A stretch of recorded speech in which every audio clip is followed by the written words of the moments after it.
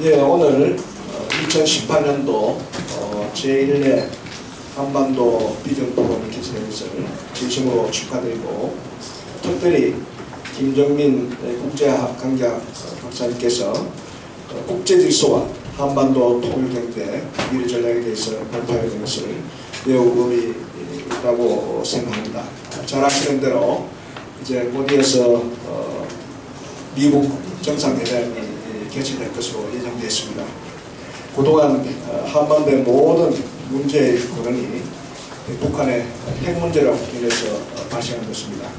이 문제가 해결되지 않고는 지속 가능한 한반도 평화와 번영이 보장될 수 없습니다.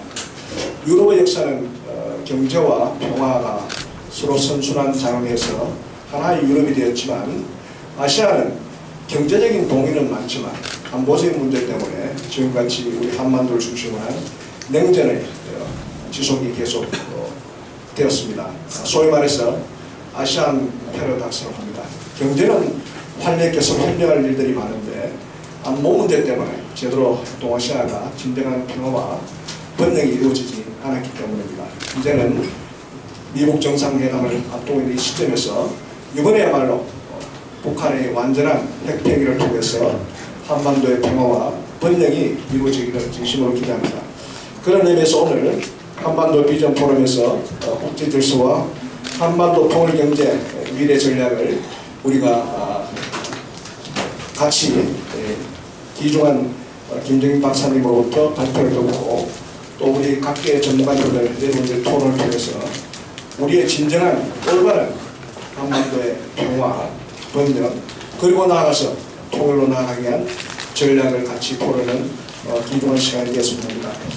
이 한반도 비전 포럼에 대해서 수고해 주신 우리 윤수현 박사님 비롯해서 관계자 여러분께 진심으로 수고하시다는 말씀 드리면서, 이와 같은 모임들이 앞으로 계속 많이 모여서 우리 국민들, 우리 시민들, 의식 있는 시민들이 많이 탄생할 수 있도록, 그리고 우리 사회의 올바른 통일 논의와 한반도 평화에 대한 담론 조성에 기여해 주시길 바랍니다.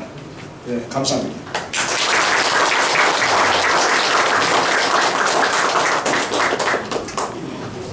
자, 우리 김정민 박사님한테 우리와 같은 박수 한번 부탁드리겠습니다. 제 목소리 잘 들리시나요? 네. 네. 반갑습니다. 오늘도 굉장히 많은 분들이 와주셨네요. 오늘은 늘 제가 이야기했던 내용들입니다, 사실은. 근데 이제 제가 거기에 조금씩 업그레이드를 하면서 하는데, 여기 계신 분들은 다 아시는 내용일 수도 있지만은, 지금 인터넷으로 나가는 이걸 화면을 보고 계신 분들 중에는 모르시는 분들도 많이 있습니다. 그래서 다소 조금 중복되어가는 좀 이해해 주시고요. 오늘은 제가 강의하는 내용들은 주로 늘 그렇지만 중국에 대한 문제를 많이 언급할 겁니다. 그래서 오늘 일단 주제는 국제질서와 한반도 통일과 경제 그리고 미래 전략이라고 제목 잡았고, 참 이거 제가 눌러서 붙여줄 줄 알았네. 갑자기 왜 켜졌습니까, 불이? 아까? 네. 그쵸. 그쵸. 자, 그래서 잘 안 보이나요? 네. 중국의 군사전략적 부동산 투자라고 하는데, 부동산 투자가 굉장히 중요한 부분이에요. 우리나라에서 항상 선거할 때 나오는 게 부동산입니다. 부동산값 오르면 찍어주고 이런 거 얘기하죠. 근데 문제는 그 부동산 가격이 오르는 거에는 다른 정치적 목적이 있는 경우도 있다는 거를 이제 여러분들은 아셔야 됩니다. 자, 그래서 중국이 지금 어떠한 걸 하냐면, 예전 제 비디오도 나왔을 겁니다. 중국은 미국하고 그 정치적 또는 외교적 갈등이 날 경우 미국이 거의 독점적으로 지배하다시피 한 이 바닷길을 이용하지 못할 가능성이 있어요. 못할 가능성이 있어요. 근데 점점 그게 지금 가능성이 현실화돼가고 있는 상황에 있는데, 이렇게 될 경우에 중국이 대비해야 될 게 바로 뭐냐?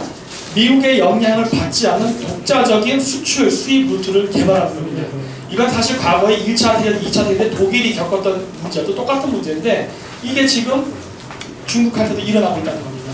그래서 여기 보시는 바와 같이 중국이 수입할 수 있는 루트는 저렇게 세 가지밖에 없습니다. 러시아를 통해 오거나, 실크로드를 통해 오거나, 바다를 통해 오는 방법 중에 있는 세 가지 방법이 있는데, 현재 바다로 오는 방법은 지금 당장 제일 많이 쓰는 거예요. 중국의 수출입의 90% 가까이가 다 바닷길입니다. 하지만 저 바닷길이 막힐 경우를 대비해서 중국이 개발하는 게 바로 실크로드 프로젝트예요. 이거 1대1로라고 그러죠. 실크로드와 독자적인 바닷길의 것들. 그리고 하나 제3의 노선이 바로 러시아를 통해서 들어오는 거예요.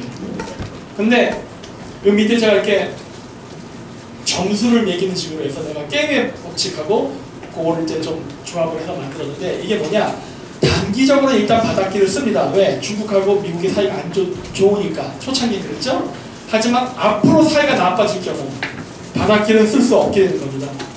그러면 그 다음에 남는 루트는 실크로드와 시베리아 길 두 개밖에 안 남는데, 중국은 어디를 선호할 수밖에 없느냐? 실크로드예요. 왜냐? 중국이 강해져서 러시아가 좋을 게 없기 때문에, 러시아도 결국 방해를 할 가능성이 있기 때문에 어쩔 수 없이 중국은 실크로드를 개발하는데 올인을 한 겁니다. 그리고 그 예측은 맞았죠. 실질적으로 이미 이루어지고 있는 일이고. 그래서 이게 2015년까지의 중국의 해외 직접 투자, 중국도 해외에 돈 투자합니다. 옛날 때는 후진국이었으니까 외자를 받기만 했죠. 이제 걔네도 투자를 하는데, 보시면 1등이 에너지예요. 그거 당연한 겁니다. 왜냐? 자원이 별로 없으니까. 중국도 석유를 생산하지만 13억 인구를 충당할 만큼의 양은 아니에요. 부족합니다. 수입을 하죠. 어마어마한 양을. 그런데 그러다 보니까 중국이 투자하는, 대외 투자하는 금액의 1등은 당연히 자원 해결수예요. 너무 상식적이에요. 그렇죠? 자, 그러면 자원 해결을 해서 원유나 가스를 확보했다. 그럼 그 다음에 이렇게 보니까 갖고 오는 겁니다. 그래서 운송이 두 번째로 많이 투자가 됐어요. 근데 그 다음에 나오는 3등이 공교롭게도 부동산이에요. 왜 부동산일까? 라는 걸 생각해야 되는 거예요. 왜냐? 중국의 대외 투자는 다 국가 정책의 목적에 따라 하는 거예요. 따라서 부동산이라는 부분도 중국의 국가 정책과 밀접한 관련이 있을 가능성이 있는 거죠. 자, 여기 제가 이렇게 파란색 점을 찍어놓은 데가 바로 미군 기지의 위치입니다. 공군기지, 해군기지 다 포함시킨 거예요. 그리고 빨간색 점을 찍은 게 중국의 공군기지, 해군기지, 혹은 그 조차한 지역의 기지예요. 여기 외국에도 있습니다. 있는데, 자, 이 빨간색 선 아마 아실 거예요. 중국이 지금 남중국해에서 자신들이 자국의 영해라고 주장하는 선입니다. 제1도련선. First Iceland Chain이라고 그래요, 영어로. 따오리엔 체인이라고 하는데, 여기를 갖다가 지금 중국이 자국의 영토라고 주장을 하는데, 이 지역을 자국의 영토라고 주장하는 이유는 무엇이냐? 바로 수출입 루트와도 밀접한 관계가 있습니다.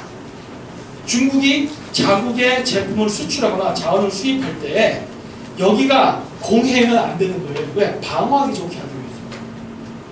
그래서 이 지역을 자국의 영토화 시키려고 하는 거예요. 영해화 시키려고 하는 거예요. 근데 이 지역을 영해화 시키려고 할 때 어떤 문제점이 있느냐? 이 중국 애들이 거놓은 제1도련선 안에는 이런 파란색 미군 기지들이 있어요. 이거 어떻게 할 거냐는 거예요. 필리핀은 바깥에 있지만 그렇다 치더라도 이 안쪽에 있는 것들 문제지. 그래서 이것 때문에 일어나는 게 뭐냐? 여러분들이 늘상 텔레비에서 보는 촛불 집회나 그 다음에 제주도 강정마을에서 미군 기지 철수 데모, 오키나와에서라는 데모 등등등등이에요. 민주화 운동이라고 불리고 있죠. 하지만 사실 그게 아니라 중국의 영해 확장을 위해서 아웃소싱 받아서 일하는 하청업체에 불과해요. 민주주의 아니에요.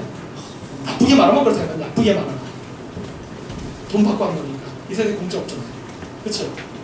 그래서 이 지역의 미군 기지를 무력으로는 제압할 수 없으니까 바로 사람들을 시켜서 데모시키고 투자한다는 명목으로 땅 사고 뭐 이런 식으로 해가지고 미군 기지를 철수시키려고 하는 거예요. 공격해서 폭파가 안 된다면 철수시켜버리게 하면 되죠. 그래서 미군 철수를 주야장차 주장하는 거예요. 왜? 중국의 제1도련선을 완성시키기 위해서. 이 일을 하는 데에는 한국의 좌파만 있는 게 아니라 일본의 좌파도 있고 그 다음에 중국인들도 당연히 포함되어 있어요.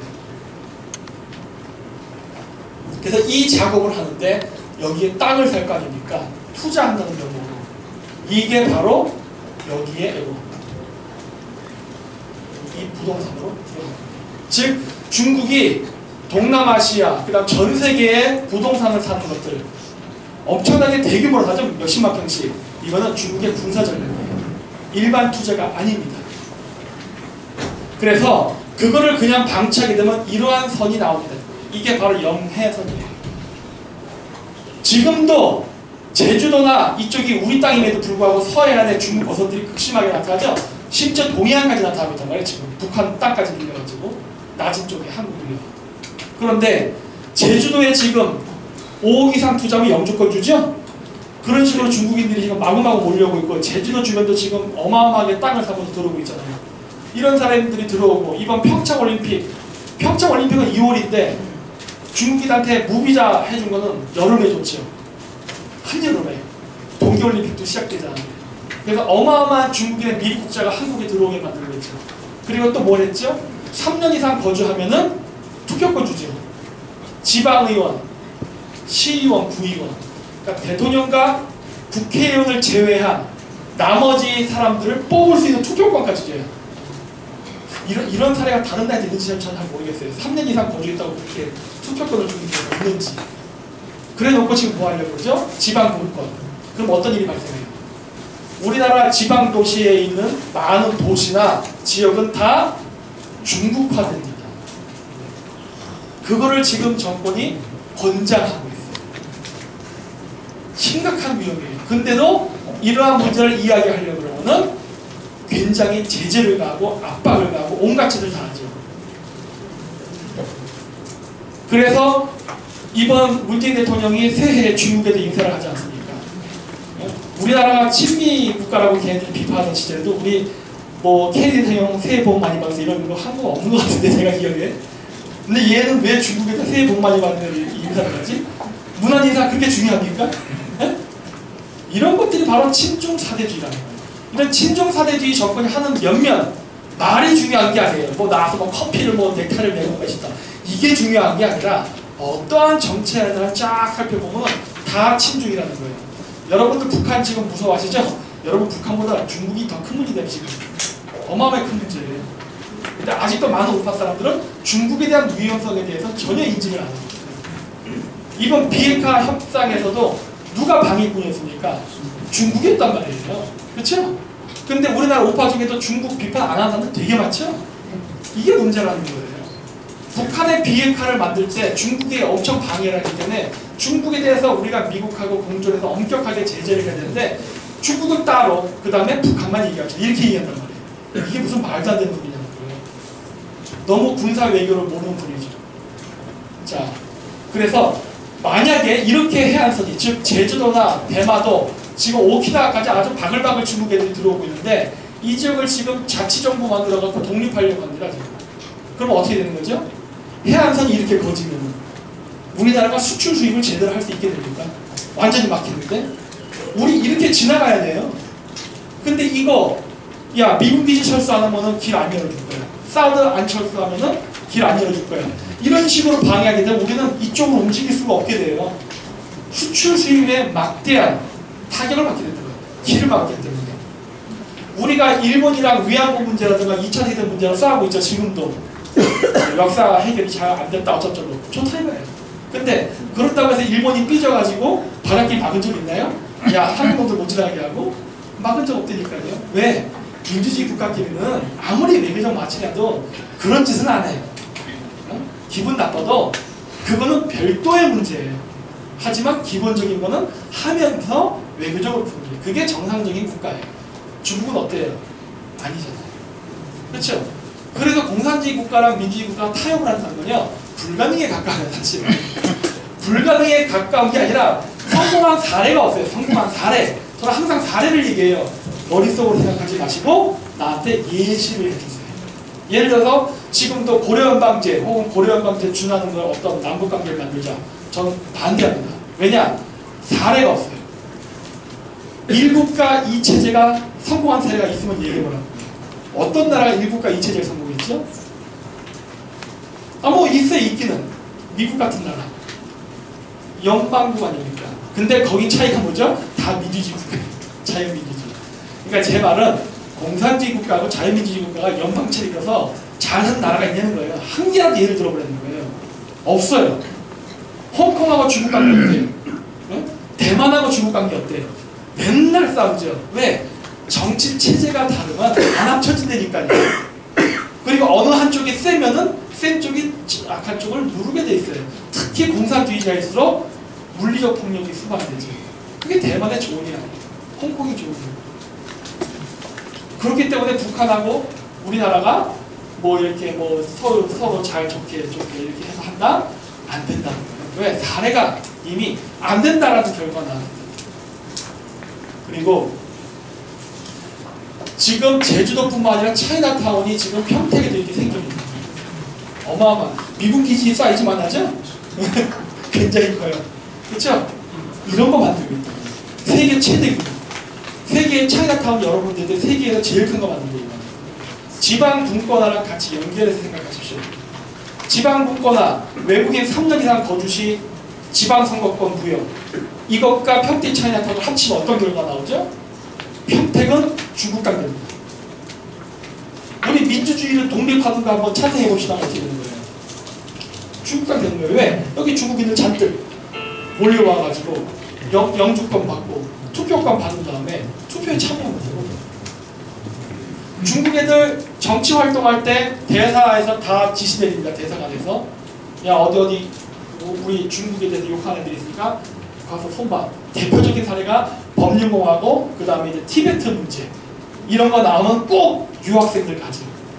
그거 누가 보내요? 중국 대사관에서. 거기 와 있는 중국 유학생들을 글로 보냅니다. 그거 왜 가는 줄 아세요? 걔네들? 그거 안 가면요 걔네들 중국 돌아갔을 때 취업 못해요. 그게 일종의 우리나라로 치면 사회봉사활동 점수예요. 그거 다 체크합니다. 누구 왔어 누구 안 왔어. 그래서 몇 번 참석했다는 게 기록이 남게 돼요. 그게 중국에 돌아갔을 때 취업할 때 가산점이 붙거든요. 그래서 동원이 쉬워요. 그래서 이런 거 할 때마다 반미데모, 야 평택 미군기지 앞에서 반미데모 해. 동원은 못해요. 아주 쉬워요. 공산주의가 바로 이런 게 장점이에요.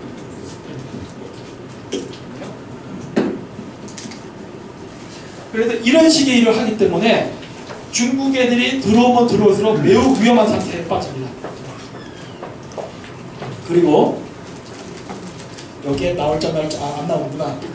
여기 미군기지랑 색칠을 해버렸는데, 미군기지 보면 주변에 이렇게 반도처럼 되고 강이 흘러요. 거기 이렇게 뚝방이 있습니다.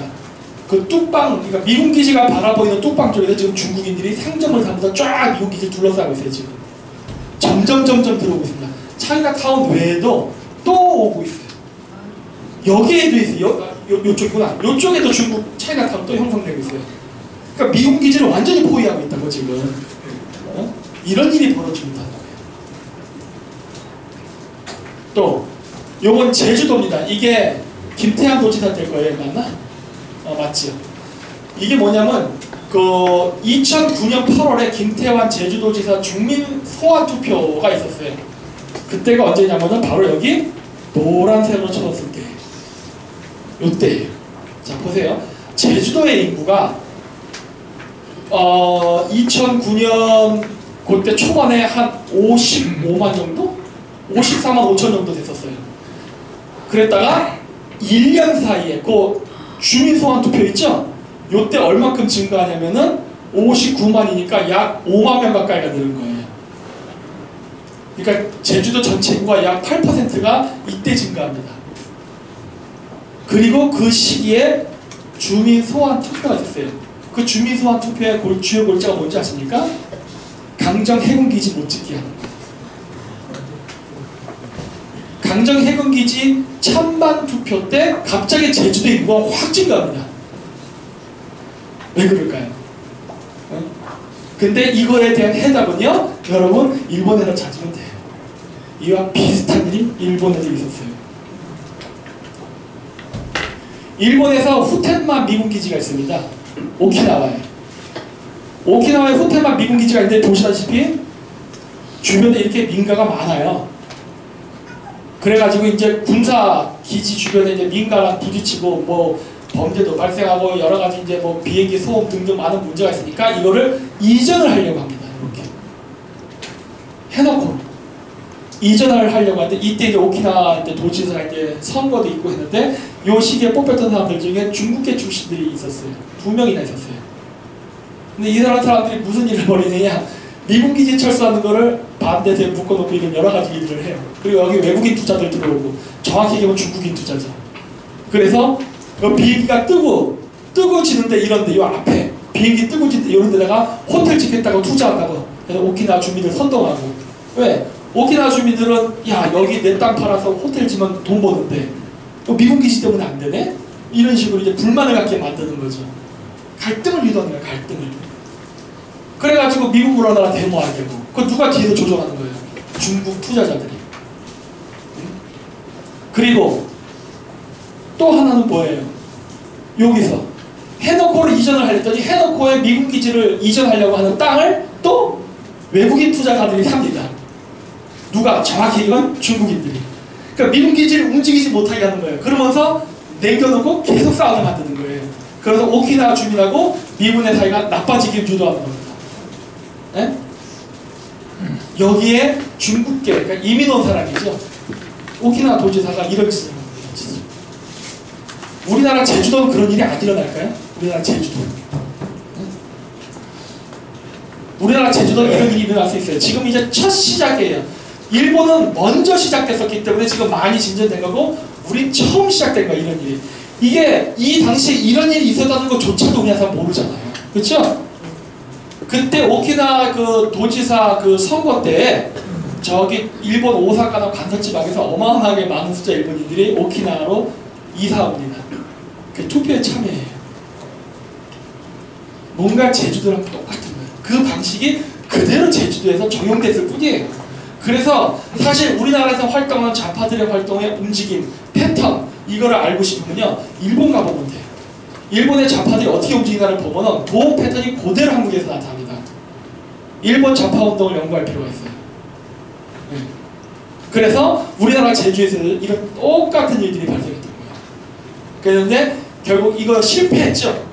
미군 기지 건설을 못하게 저지하려는데 아슬아슬하게 어쨌든 넘어갔어요. 그래서 건설을 하긴 했는데 그래도 어쨌든 당시에 그 일을 보면은 너무나 일본의 사례와 닮았다는 걸 알 수가 있어요. 그리고 이제 그것만 하는 게 아니죠. 여기 써놨지만은 제주도에서는 5억 원 이상 투자하면 영주권 줍니다. 뭐 그 외에도 평창, 그 다음에 여수 쪽, 그 다음에 인천 송도 이런 데서도 뭐 금액은 좀씩 달라요. 뭐 어떤 데 10억, 어떤 데 뭐 10억 뭐 이렇게 부르는데 어쨌든 그 금액을 투자하면 영주권을 받습니다. 그 영주권을 받거나 혹은 중국 여자랑 결혼한 경우 혹은 중국과 사업하는 관계. 물론 여기서 중국 사람들이 보통 한국에서 사업 파트너 선정할 때 운동부 출신 주로 뽑습니다. 주사파들 그런 애들 뽑아요. 왜? 공산주의자니까. 아주 간단해요. 그렇게 해서 그렇게 사업 관계를 맺은 다음에 뭘 하느냐? 대마도의 땅을 사기 시작해요. 대마도에. 한국인 이름으로 혹은 한국인인 척하고. 어차피 일본 사람 입장에서는 한국인하고 중국인 구별 못해요. 이름 세 글자니까. 그놈이 그놈처럼 보인다고. 그렇게 해가지고 대마도의 땅을 사요. 그럼 어떤 문제가 발생할 거예요? 우리나라랑 일본에서는 지금 독도 문제로 싸우죠? 여기 대마도 문제에 싸움이 나면 어떻게 될까요? 양쪽에서 반일, 반한 감정이 일어나겠죠. 요거를 어떻게 한다고요? 이거를. 그래서 여기다가 예전에, 그래서 이거를 제가 예전에도 보도하려고 제가 10년 전서부터 이거 돌아다녔었어요. 이 문제 위험하다. 이 중국 애들이 사업 투자하는 게 이게 순수 투자가 아니라 이거 군사전략적 목적으로 하는 거다. 그러니까 한미일 군사동맹을 파괴하려고 얘들이 이 짓 하고 있다. 그래서 우리나라 민족단체, 민족사학자들을 감정적으로 자극시켜가지고 지금 반일 문제를 만들려고 하는 거니까 이 부분에 대해서는 조사가 필요하고 빨리 이거에 대한 정리가 필요하다라고 그렇게 얘기했는데 어느 신문에서도 방송에서도 보도를 안 했죠. 물론 지금도 안 해요. 네. 근데 일본에서는 이게 나오기 시작했죠. 특히 이제 일본에서 우파 방송 쪽이 신문인 산케이 방송 이런 데서는 얘기가 나오기 시작했죠. 결국 이런 문제가 나오는 거예요. 자, 그럼 이런 문제가 나왔을 때 한국인들의 반응은 어떨까요? 아, 이거는 잘못되거나 그러는 게 아니라 뜨지는 한국인들이 대마도를 점령하고 있다. 우리도 어서 자금을 모아서 대마도 땅을 사가지고 잃어버린 땅을 되찾자. 이 짓을 하는 거예요. 그걸 원했던 거거든, 중국인들은. 그럼 뭐 그다음부터 어떻게 돼요? 가만히 냅둬도 한국인들이 알아서 거기서 땅 사고 대마도 싸우느냐 멱살 잡고 싸우고 그러면 되는 거예요. 그게 목적이 되니까. 이런 공작을 합니다. 이런 공작에 아까 얘기했던 중국의 외국 직접 투자에 부동산이 돈이 들어갑니다. 그거 하라고. 뭐 여기뿐만이 아니에요. 오키나와에서도 하고 저기 대만에서도 하고 여러 군데서도 해요. 홍콩에서도 하고. 이런 공작질을 한다.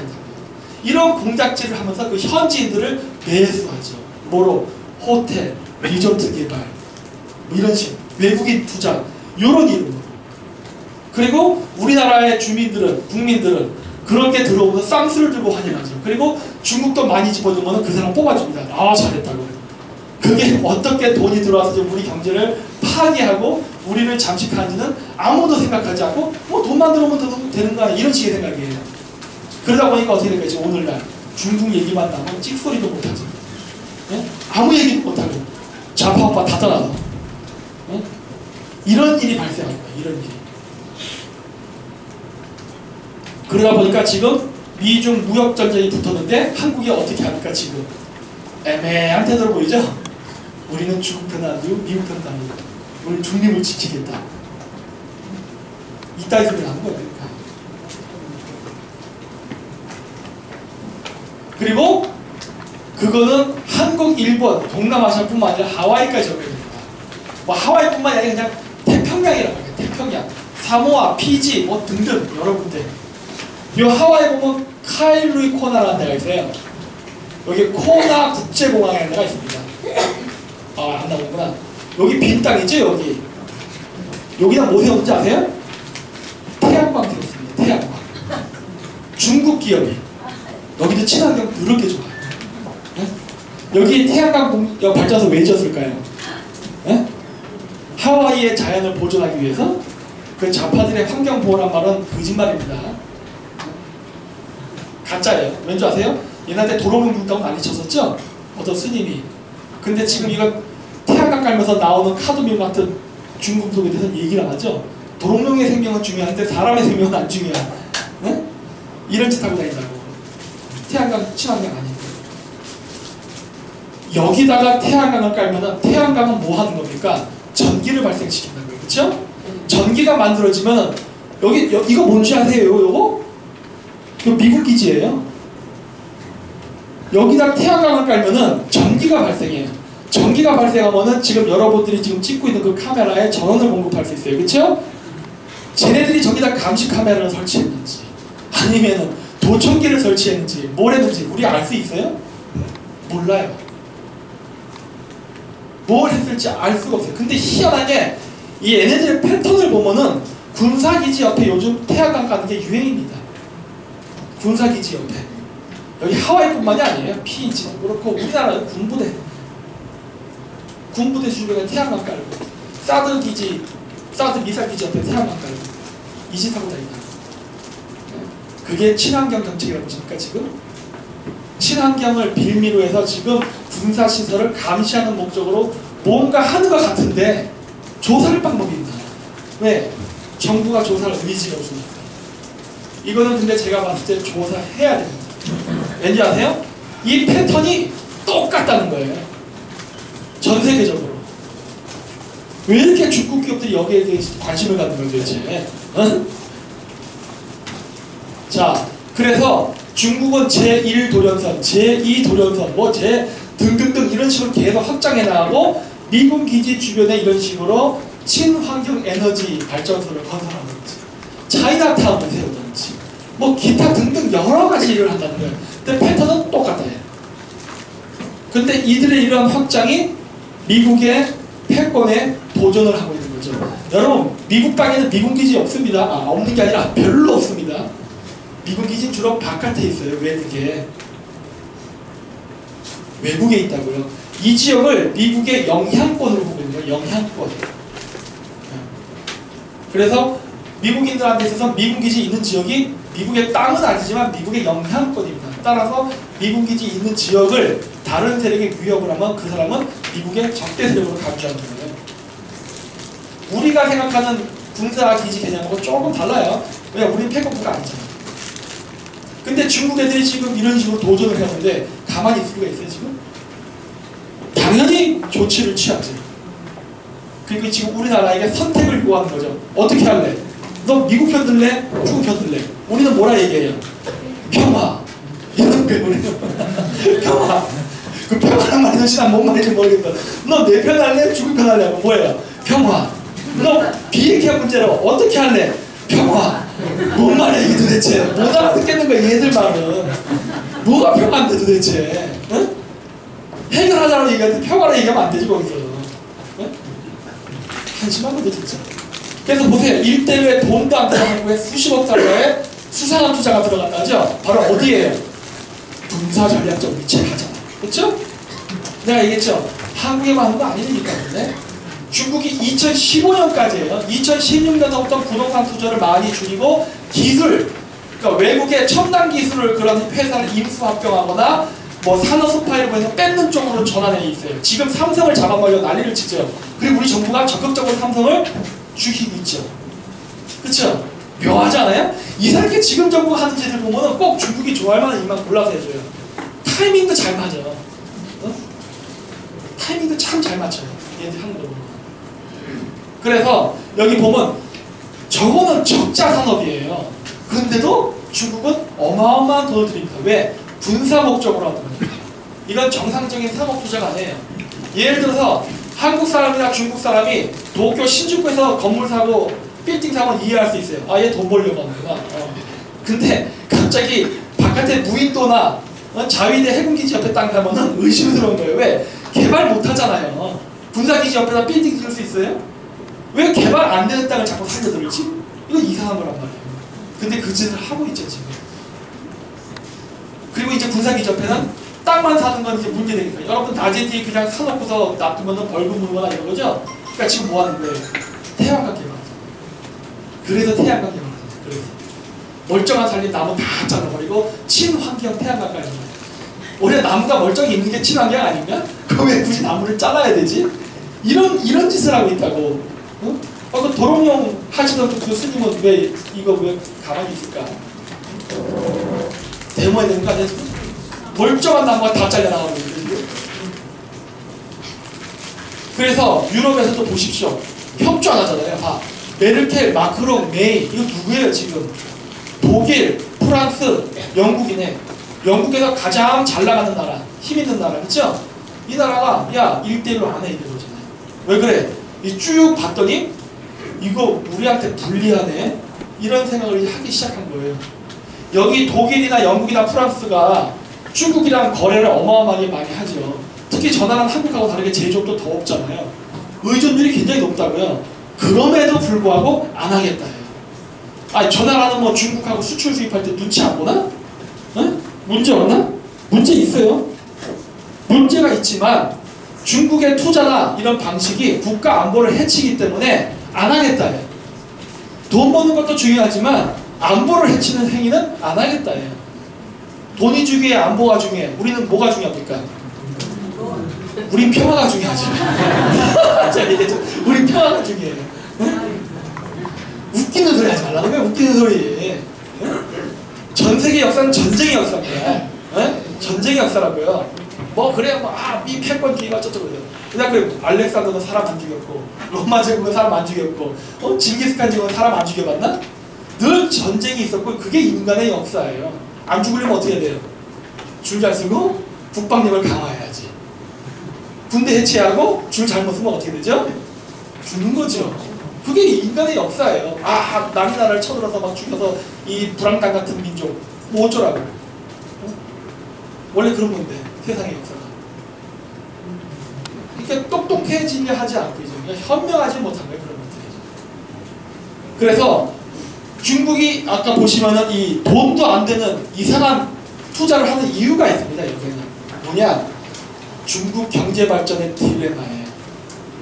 우리가 GDP 성장을 갖고 해요. 여기 나누기 인구로 하면 이제 1인당 GDP가 되는 거예요. 근데 우리가 경제 성장을 한다고 할 때는 보통 뭐라고 얘기하냐? 정부 지출 더하기 가계 소비 더하기 수출 빼기 수입이에요. 혹은 수출 빼기 수입을 투자로 바꿔서 쓰는 경우도 있어요. 한국, 중국, 일본은 수출 주도형 국가입니다. 미국은 좀 달라요. 미국은 기축통화 시스템, 세계의 그 주요 물류 항구를 장악하고 있는 그 유통망, 그 다음에 원자재 시장을 장악하고 있어요. 그래서 우리가 열심히 삼성 핸드폰 만들어 팔면은 삼성 핸드폰을 만들기 위해서 우리가 대금 거래하죠, 달러로. 거기서 수익금이 발생하고, 그거 수출할 때 배가 여러 군데 멈추면서 가죠. 한국 이용료 줘야 되고, 그리고 핸드폰 만들려면 히토리에서부터 여러 자원 같은 거 쓰죠. 그 원자재 선물 시장 이런 데 돈을 벌어요. 그러니까 미국은 핸드폰 안 팔아도 우리가 열심히 막 물건을 만들면 그냥 저절로 두두두두 돈이 들어와요. 이게 미국이 만들어낸 안전한 고정 수입 시스템이에요. 그걸 기반으로 세계 최강의 군대를 유지하는 거예요. 왜? 올해 수출이 안 좋으니까 야 하와이는 군대 빼. 이렇게 할 수 없잖아요. 예산 부족해. 빼. 이런 거 못 한다고요. 일단 군대가 진주하는 건 뭐예요? 필요하니까 진주한 거예요. 군사 전략적으로. 근데 돈이 없다고 군대를 뺀다는 게 말이 되나요? 안 되지. 그러려면은 그렇게 안 하려면 어떻게 돼요? 안정적으로 거액의 고정 수입이 있어야 된다. 미국은 그걸 장악하고 있단 말이에요. 그래서 삼성이 미국인들이 만든 애플 컴퓨터를 이기고 지금 60%가 미국 시장 장악했죠? 그래도 미국은 모른 척 해줄 수 있어요. 왜? 어차피 그거 만드는 동안 금액의 상당 부분은 자기가 뽑아왔거든요. 또 주식도 60% 이상은 외국 자본이잖아요. 또 거기서 또 수익을 벌어요. 그렇기 때문에 내 또 그래 잘한다, 잘 팔아. 하지만 만약에 한국이 독자적인 무역 항로를 개발해야 한다. 그때는 얘기가 달라집니다. 그때는 얘기가 달라져요. 그냥 이렇게 살면 되는 거지 바꾸려고 하면 문제생겨요. 근데 중국이 그걸 하려고 한 거죠. 그게 1대1로예요. 아까 했듯이 중국하고 미국 사이가 나빠졌을 때 중국은 독자적인 수출 수입 루트를 개발하려고 했거든요. 그러면 바로 문제 생기죠. 그리고 위에나를 기축하러 통화를 하면서 시도도 있었고, 그렇죠? 그리고 아까 이렇게 이상한 투자 있다고 했죠? 이게 뭐예요? 미국이 만든 항구가 아닌 중국이 독자적인 항구를 만들면서 새로운 항로를 개척하려고 했더라고요. 이건 또 문제인데? 그러니까 그 옛날 식으로 칠거지약에 속하는 거죠. 세계에 해서는 안 될 일을 중국이 다 했어요. 그리고 우리 정부가 거기다 투자를 해주고 있습니다. 근데 그래서 내가 이렇게 하면 위험하다는 거예요. 이거 하면 곤란한데. 우리가 애플 스마트폰을 이겨도 돼요. 애플 핸드폰 부도내도 돼요. 괜찮다니까. 그러면 상관없어. 하지만 이거 건드리는 거는 우리가 단 1%의 에너지 자금률을 이룬다 하더라도 그건 문제가 됩니다. 그때는. 왜? 저게 미군을 유지하는 고정 비용이기 때문에. 군사 패권에 직접적인 영향을 주는 저거는 건드리면 안 되는 거예요. 그래서 내가 영리는 건드리면 안 된다라고 하는 거예요. 다 되죠. 근데 중국은 그걸 개발했죠. 근데 뭐가 문제냐? 중국은 수출 주도형 국가다 보니까 수출을 통해서 돈을 벌면은 그게 세 수입을 받다가 법인세 같은 거 정부가 그 돈을 가지고 뭐 여러 가지 투자 사업을 합니다. 그리고 국민들도 월급을 받아서 돈을 써요. 즉 한국, 중국, 일본 같은 수출 주도형 국가는 수출을 기반으로 해서 가계 소비와 정부 지출이 생기는 거예요. 그렇죠? 미국은 조금 달라요. 제가 이미 설명했죠? 조금 다른 구조예요. 한국, 중국, 일본이 동일한 구조예요. 근데 지금 미국이 중국을 향해서 관세를 올리고 금리를 인상시키고 기타 등등을 하면서 중국의 수출을 막고 있죠? 수출이 막히면 어떻게 되죠? 가계 소득이 줄어요. 국민이 돈을 못 써, 돈이 없으니까. 또 기업이 부도가 나거나 수출이 안 되면은 세수가 줄어요. 그럼 정부 지출은 어떻게 되나요? 줄 수밖에 없어요. 그럼 GDP는 어떻게 될까요? 감소로 떨어집니다. 그럼 시진핑이 군사 독재를 하고 있는데 시진핑은 이 목숨이 간당간당하겠죠. 독재자가 통치를 할 때 국민으로부터 지지를 받을 수 있는 건 딱 하나예요. 경제발전. 독재자가 경제발전 못하면 걔는 가는 겁니다. 중국이 지금 이게 안 되는 구조로 가고 있어요. 근데 GDP가 올라가고 있어요. 이게 어떻게 된 거죠? 왜 GDP가 올라갈까요? 정부 지출을 늘리기 때문이에요. 정부가 모아놨던 쌈짓돈을 풀기 시작합니다. 왜? 경제가 안 돌아가니까. 일종의 인공호흡이라고 보면 돼요. 근데 문제는 뭐예요? 정부가 지출이 돼서 이 돈을 가지고 기업이 여유짝을 맞고 수출을 하면 돼요.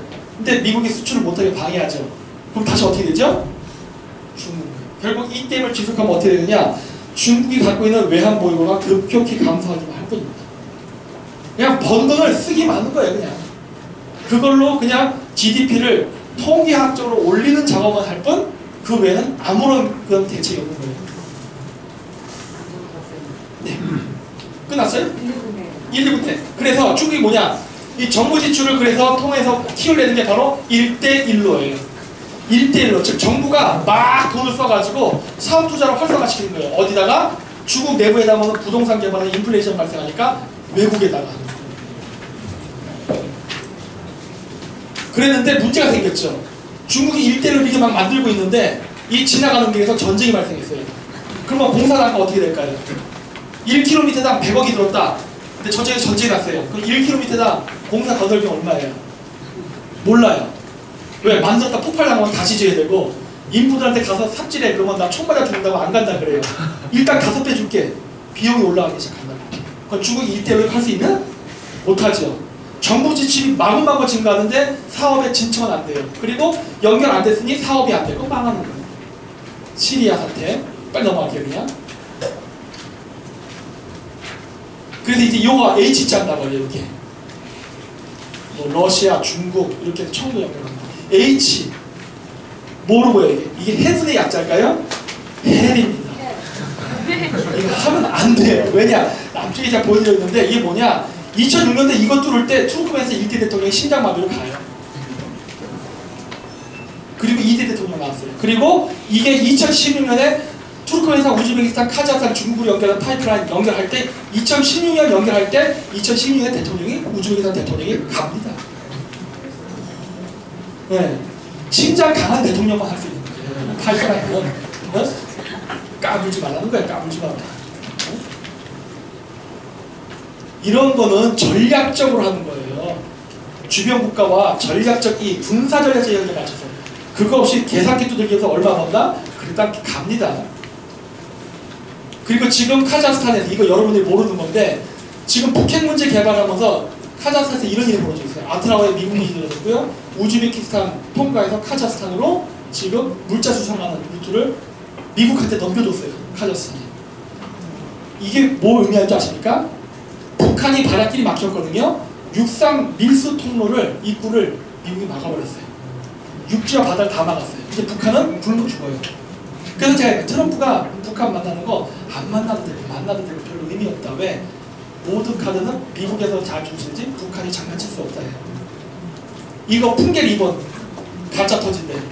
이게 9번 있었던 진원지 0m의 시각과 위치입니다. 보이세요? 진원지 0m라고 나오죠? 진도 2.6 뭘까 하는 거예요. 이번에 터뜨릴 때 지진기가 안 움직였다 그러는데 신기하네. 왜 안 움직여야 정상인데? 자 보실래요? 아 이거 안 나오는구나. 이번에 이스라엘이 시리아를 공습했는데 지하 갱도를 폭격했습니다.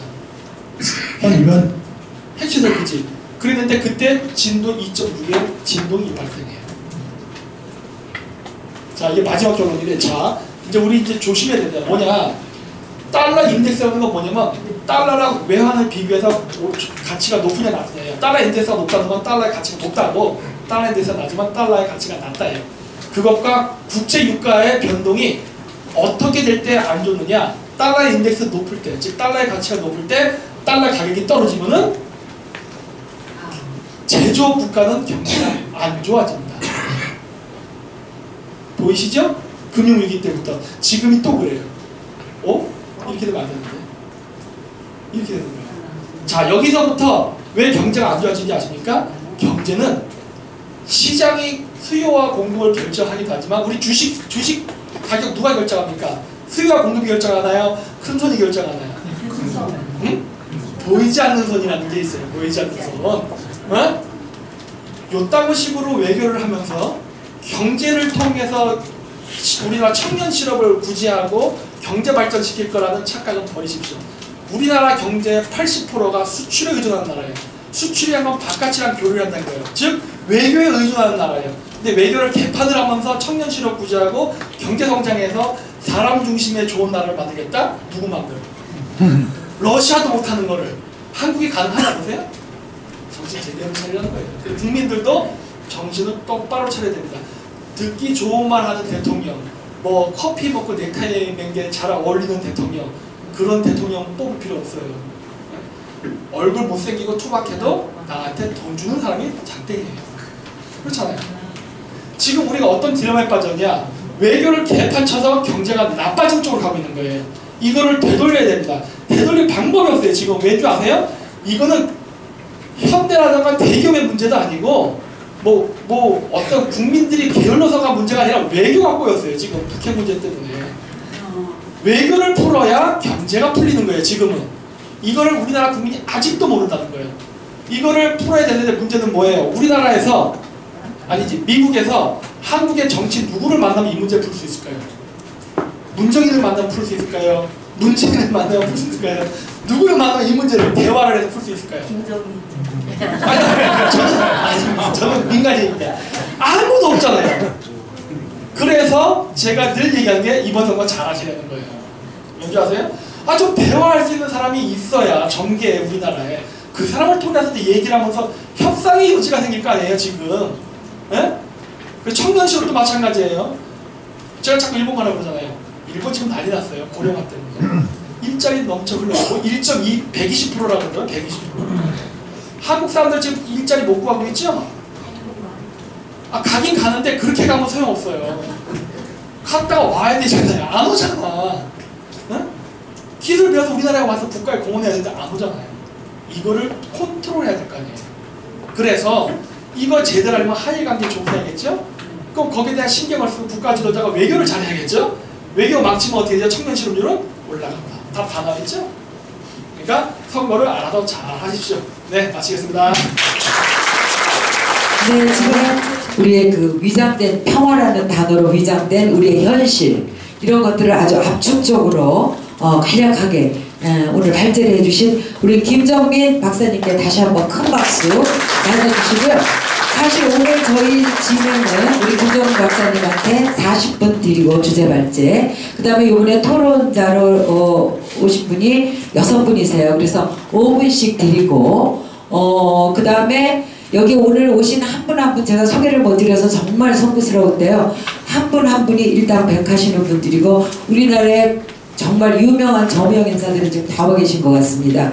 그래서 플로어에서 코멘트하고 질의응답할 수 있는 시간을 많이 드리도록 하려고 합니다. 그래서 우리 김정민 박사님 40분, 저희 토론자들한테 5분씩만 할애해서 말씀 듣고 플로어에서 질의응답 코멘트 시간 30분 드리는 것으로 오늘 모든 것을 마무리하고자 합니다. 그리고 여러분들 그 진행 순서는 여러분들 지금 나눠드릴 식순이 있고요. 그 다음에 우리 김정민 박사님 주제 발제는 칼라 프린트로 해서 여러분들 그동안에 우리 김정민 박사 발표하신 내용까지 다 추가를 해서 여러분들한테 유인물로 드렸고요. 또 저희가 사실은 여기 선진통일연합회도 공동대표 최홍권 대표님도 와 계시지만 박세일 교수님 말하자면 보수의 구심점이셨죠. 여러분들 많이 참담하시고 많이 괴로우시고 어떻게 하면은 정말 우울증까지 오실 정도로 마음속이 굉장히 괴롭다는 거 우리 모두가 지금 공유하고 있는 공감하고 있는 그런 마음일 것입니다. 오늘 이 시간을 통해서 여러분들 그런 마음을 조금 달래고 위안이 되고 미래가 보이는 그런 시간이 되시길 바라는 마음에서 저희가 이 토론회를 준비를 했습니다. 그래서 평소에 제가 존경하는 그 김정민 박사님 미국에서 좀 인기 있는 줄 알았더니 한국에 인기가 많은 거 몰랐어요. 대단한 그 척각이시고 이론이 정렬하십니다. 국제 정치의 흐름을 우리 김 박사님 말씀 다 했기 때문에 저는 어떤 이론적인 백그라운드보다는 여러분들이 궁금해하는 몇 가지 사항을 가지고 그리고 정치, 일본지 저에게는 캐피털 힐에서 어떻게 움직이고 있는지 백악관에서 과연 트럼프가 지금 어떤 그 전술 전략 가지고 지금 북한 핵 문제를 다루려고 하는지 제가 미국 간 지 지금 한 40여 년, 38년 됐습니다. 그러니까 여기서 북한을 만드는 미국을 아는 정치인들 아니면 외교 전략가들이 제가 볼 때는 거기서 공부하고 한 3년에서 5년 계시다가 잘해야 교수 몇 년 하고 여기 와가지고 전부 미국 통이라고 얘기합니다. 제가 볼 때는 공부하는 시간, 미국 생활하는 거 빼고 나면은 미국 실제로 알 수 있는 또 같이 교류하고 네트워크를 가지고 활동할 수 있는 시간이 거의 없거든요. 그런 분들은 여기 와가지고 국회에 들어가고 또 아니면 그 해외 정치 전략 외교의 어떤 그 시스템을 좌지우지하는 이런 것을 볼 때 조금 불안한 감이 없지 않나 싶습니다. 여러분들 아시는 그 소위 얘기는 문재인 대통령의 그 외교 안보 특보로 계신 문정인 선생님이 작년 문재인 대통령이 미국 첫 번째 방문하기 전에 오셔가지고 한 일주일 전, 한 열흘 전에 와가지고 무슨 얘기를 에드벌로 띄우고 갔냐면은, 야, 대한민국이 그래도 그 민주주의 독립국가인데, 자주국가인데, 사드미 때 뭐 반대한다고 그래서 말이야, 미국은 우방국가라고 하는데, 미국에서 그러면 되겠느냐? 또 말을 안 듣다고 무슨 뭐 FTA도 다시 협상을 하자고 그러는데, 이게 그 우방국가에서 할 수 있는 얘기냐? 우리가 설립국가 맞느냐? 또 대한민국 지금 세계적으로 가장 인권이 잘 유지되고 발전되고 경제가 발전되는 나라인데, 미국에서 대한민국 빼면 동북아시아에서 어떤 나라하고 또 거릴 거냐? 이런 얘기들 하고 갔다고요. 그래서 제가 하도 어처구니가 없어가지고 옛날 같으면 제도 단체에서 제가 함께 미국 시민권자 연맹의 전국의장이에요. 그러면 지금 현재 약 220만이 우리 동포들이 살고 있는데 시민권자만 약 85만 명 주산합니다. 그리고 제가 전국의장인데 제가 특별성명서를 발표하면은 보통은 한국에서 특파원들이 다 다뤄주고 한국 신문에 나오고 뉴스 TV에 나왔는데, 제가 저런 사람 보내지 말라고 했어요. 너무 서툴고 외교 정책에 대해서 전혀 모르는 사람이다. 앞으로 한미 외교 문제는 지금 새 정부가 왔으니까 정부 대 정부로 네트워크를 구성하고 컨센서스를 이루어야 된다. 그러니까 미 제야 국회의원들, 소위 얘기는 지금 외교문과위원장 하시는 에드 로이스 같은 사람, 제가 팁을 줬습니다. 요거 가지고. 그래서 그분이 한국 정부에 2번 초청받아서 왔다 갔어요. 이런 분들하고 먼저 물밑에서 아니면 신선 대화를 해서 정책을 조율해가지고 교화를 해야 된다. 이런 제안을 했거든요. 근데 제가 국회도 보내고 한국 청와대도 보내고 특파도 보내고 다 그랬는데 신문 한 글자도 안 나왔어요. 저 그거 보고 야, 내가 한국 이제 언론에서 왕따를 당했나 이렇게 생각했거든요. 나중에 알고 보니까 그것이 여러분들이 생각하는 거하고 똑같더라고요. 미국에서 트럼프 대통령이 대통령 후보로 나왔을 적에 샤이 트럼프는 말이 있었어요. 트럼프 얘기를 끊을 수가 없어. 미 언론들이 93%가 힐러리 클린턴이 대통령 당선된다고 그랬어요. 제가 공화당인데 공화당 트럼프 대통령이 3가지 없이 당선된 대통령인데, 첫째는 정치의 정자 하나도 몰랐어요. 시골에 이장 면장도 안 했어요. 반장도 안 했는데 그 사람이 대통령 당선되고, 또 공화당원인데 공화당 대통령 후보인데 공화당원들이 전부 뒤로 돌아섰어요. 전부 트럼프는 안 된다 그러니까 자기 선거 구역에서 자기가 다시 나오는데 트럼프 지지하면은 자기가 떨어질까 봤거든요. 그러니까 난 트럼프 지지하지 않겠다. 나는 저 사람 대통령 후보까지 맞다라고 생각하지 않는다. 이렇게 얘기했단 말이에요. 그 세 번째, 민주당 후보들은 어디야?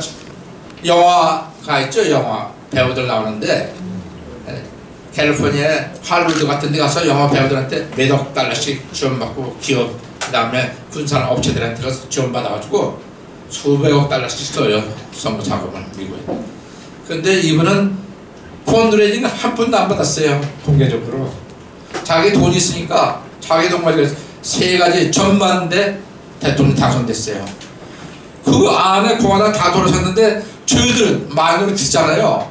저는 아시아 태평양 공화당의 제 한국 국가의장인데 저는 그래도 한국 사람 의리가 있단 말이에요. 좀 안 되는 것 같아도 그리고 공화당 지키면서 공화당 앉아서 지지를 했더니만 우리 보고 오라는 거야. 아쉬우니까 모양새가 없잖아요. 공화당에. 그 트럼프 대통령 큰아들이 주니어 트럼프예요. 트럼프 주니어한테 가가지고 맨하탄에 그 트럼프 타워 26층에 선거 본부가 있어요. 캠프에. 그거 가지고 우리가 몇 번 선거 회의를 했다고, 전략 회의를 하고 정부를 하고. 나중에 당선되고 나니까 한국 정부 국회에서 네트워크 하나도 없는 거예요. 트럼프 쪽하고. 하다못해 나중에는 트럼프 취임 시간 때도 연결해서는 티켓 좀 구해달라고 말해요. 국회의원들이 줄을 서고 그러더라고요. 그런 거 보고 얼마나 웃은지. 한마디만 더 할게요. 제가 청와대 3번 갔었습니다. 마침 아는 사람이 있어가지고. 그때 트럼프 대통령이 아시아 순방길에 올라서서 일본에 있었어요. 동경에 있다가 이틀 후에 한국 오고 다시 또 시진핑 갔다가 돌아갈 기회인데 제가 그때 청와대에 가서 점심을 먹는데 그 옆에 있는 사람이 얘기하기는 곤란해요. 3인방 중에 하나예요. 여러분 상상하십시오. 그분이 신회장님 내일 모레 트럼프 대통령 오는데 우리 네트워크 게 없다. 이방카 좀 어떻게 연결해 줄 수 없느냐. 이방카 그 남편 되시는 분 코시노 줄시 연결 좀 해줄 수 없느냐 이래요. 그래서 너무 놀래가지고 제가 거기 청와대만을 불려하우스. 그래서 제가 그랬어요. 아니 내일 모레 대통령 트럼프가 오시는데 여기서 지금 이 얘기도 됩니까? 어떻게 된 겁니까? 그러니까 아무 줄 안 하고 앞으로 일을 위해서 네트워크를 좀 만들어줬으면 좋겠다 그래요. 그래서 제가 마침 전화 걸어서 뉴욕에 있는 아토고단 정부 의장한테 전화 걸었습니다. 그랬더니 그 시간이 거기는 12시 반이야. 여기 11시 반이 넘었으니까 점심 식사 시간에. 그래서 전화 걸어가지고 옛날에 우리 국회에서 그 포럼할 때 내가 모셨던 한 분 여기 있는데 여기 블루하우스에서 화이트하우스하고 네트워크 없다고 그런다. 혹시 가능하면 우리가 이방카 남편하고 그 사람들 지금 상임 고문이에요. 국가정책 상임 고문이다 보니까 고시는 연결 좀 해주자. 그러니까 지금은 동경에 가 있으니까 돌아오면 우리가 한번 연결해보자. 그래서 이제 그 얘기를 끝내고 전화를 바꿔줬거든요. 전화 받고 인사하고 끝났더니만 저한테 져가지고 거수경이 하더라고요.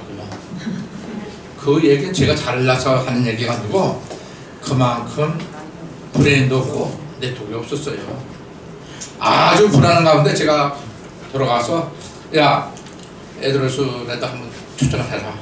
내가 모시고 가든지 당신은 가서 국가정책에 대해서 설명 좀 해. 그래서 그분이 오셨어요. 여기 오셨다 가셨다고요.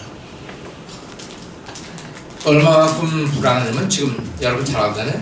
트럼프가 처음에 대통령 되기까지 전 언론에 전부 어떤 조회수를 당했어요. 무시를 당했다고. 그래서 여러분들 잘 아는 워싱턴 포스트는 리버럴하게 아주 제일 유명하고 트럼프하고 아주 반대 중에 반대죠. CNN하고. 근데 최근에는 뭐라고 하냐. 트럼프 대통령 이제 보니까 세계 인류 대통령이라 이게야. 우리나라 국가 최우선하고 야 특히나 협상하는데 보니까 이 사람 부동산 협상의 개수 중에 개수거든요. 제 얘기인데 너 뭐냐 최고다. 그렇게 칭찬했어요. 무슨 말이냐. 협상을 하려면 여러분들 원리적으로 힘이 있어야 되거든. 협상에 이기려면. 두 번째는 시간이 있어야 되고 세 번째는 전략하고 용기가 있어야 돼요. 근데 그걸 다 가진 사람이 누구냐? 트럼프예요. 지금 중국에서는 어떻게든지 북한을 움직여서 남한도 같이 움직여서 자기 영향권 안에 넣으려고 해요. 아까 전략적인 그 어떤 스트레티지는 전략은 우리 김 박사님 전부 도면에 다 자세했어요. 조금은 좀 진화된 말씀이지만은 아직까지 그렇게 미군이 뒤로 밀려가 있지는 않거든요. 중국 사람들이 투자만 한다고 말씀하시는 거지. 굉장히 20년을 앞으로 보시는 거예요. 20년 앞으로 보셨어. 그런데 지금은 라인이 그렇게 백업된 건 아니에요. 저 필리핀스부터 대만 이렇게 해서 이쪽으로 오는데 인도부터 물려주죠. 그런데 그때 중국이 남북한을 잡아가지고 소위 여기서 대륙 세력이 해양 세력을 견제하려고 합니다. 해양 세력은 대륙 세력을 못 나게 딱 막는 거고 막는 전투 기지가 한반도예요. 그렇기 때문에 우리가 이렇게 흔들고 고생하시는 겁니다, 여러분들이. 근데 트럼프의 전략이 뭐냐? 당선될 때부터 러시아하고 친러시아 정책을 썼어요, 개인적으로. 지금도 그 러시아 그쪽 때문에 문제 때문에 스캔들 때문에 제공 계속 당하거든요. 아들도 그러고 다. 근데 사실은 왜 친러시아 정책 썼느냐? 중국을 차단하고 해서 중국을 차단하고 했어. 그 다음에 중국을 차단하니까 북한이 어떻게 돼요? 북한이 왜 들어가야 된단 말이에요? 중국 차단하는 방법이 뭐냐? 북한에서 ICBM 대륙간 단도탄을 발사했잖아요. 그래서 미국 본토에 공격하겠다고 협박을 했다고요. 그래서 미 해군이 가서 태평양 가서 그 ICBM 부품을 갖다 건져가지고 보니까 메이드 인 차이나, 메이드 인 러시아냐. 시진핑이 회의하러 갑자기 그거 가져갔어요.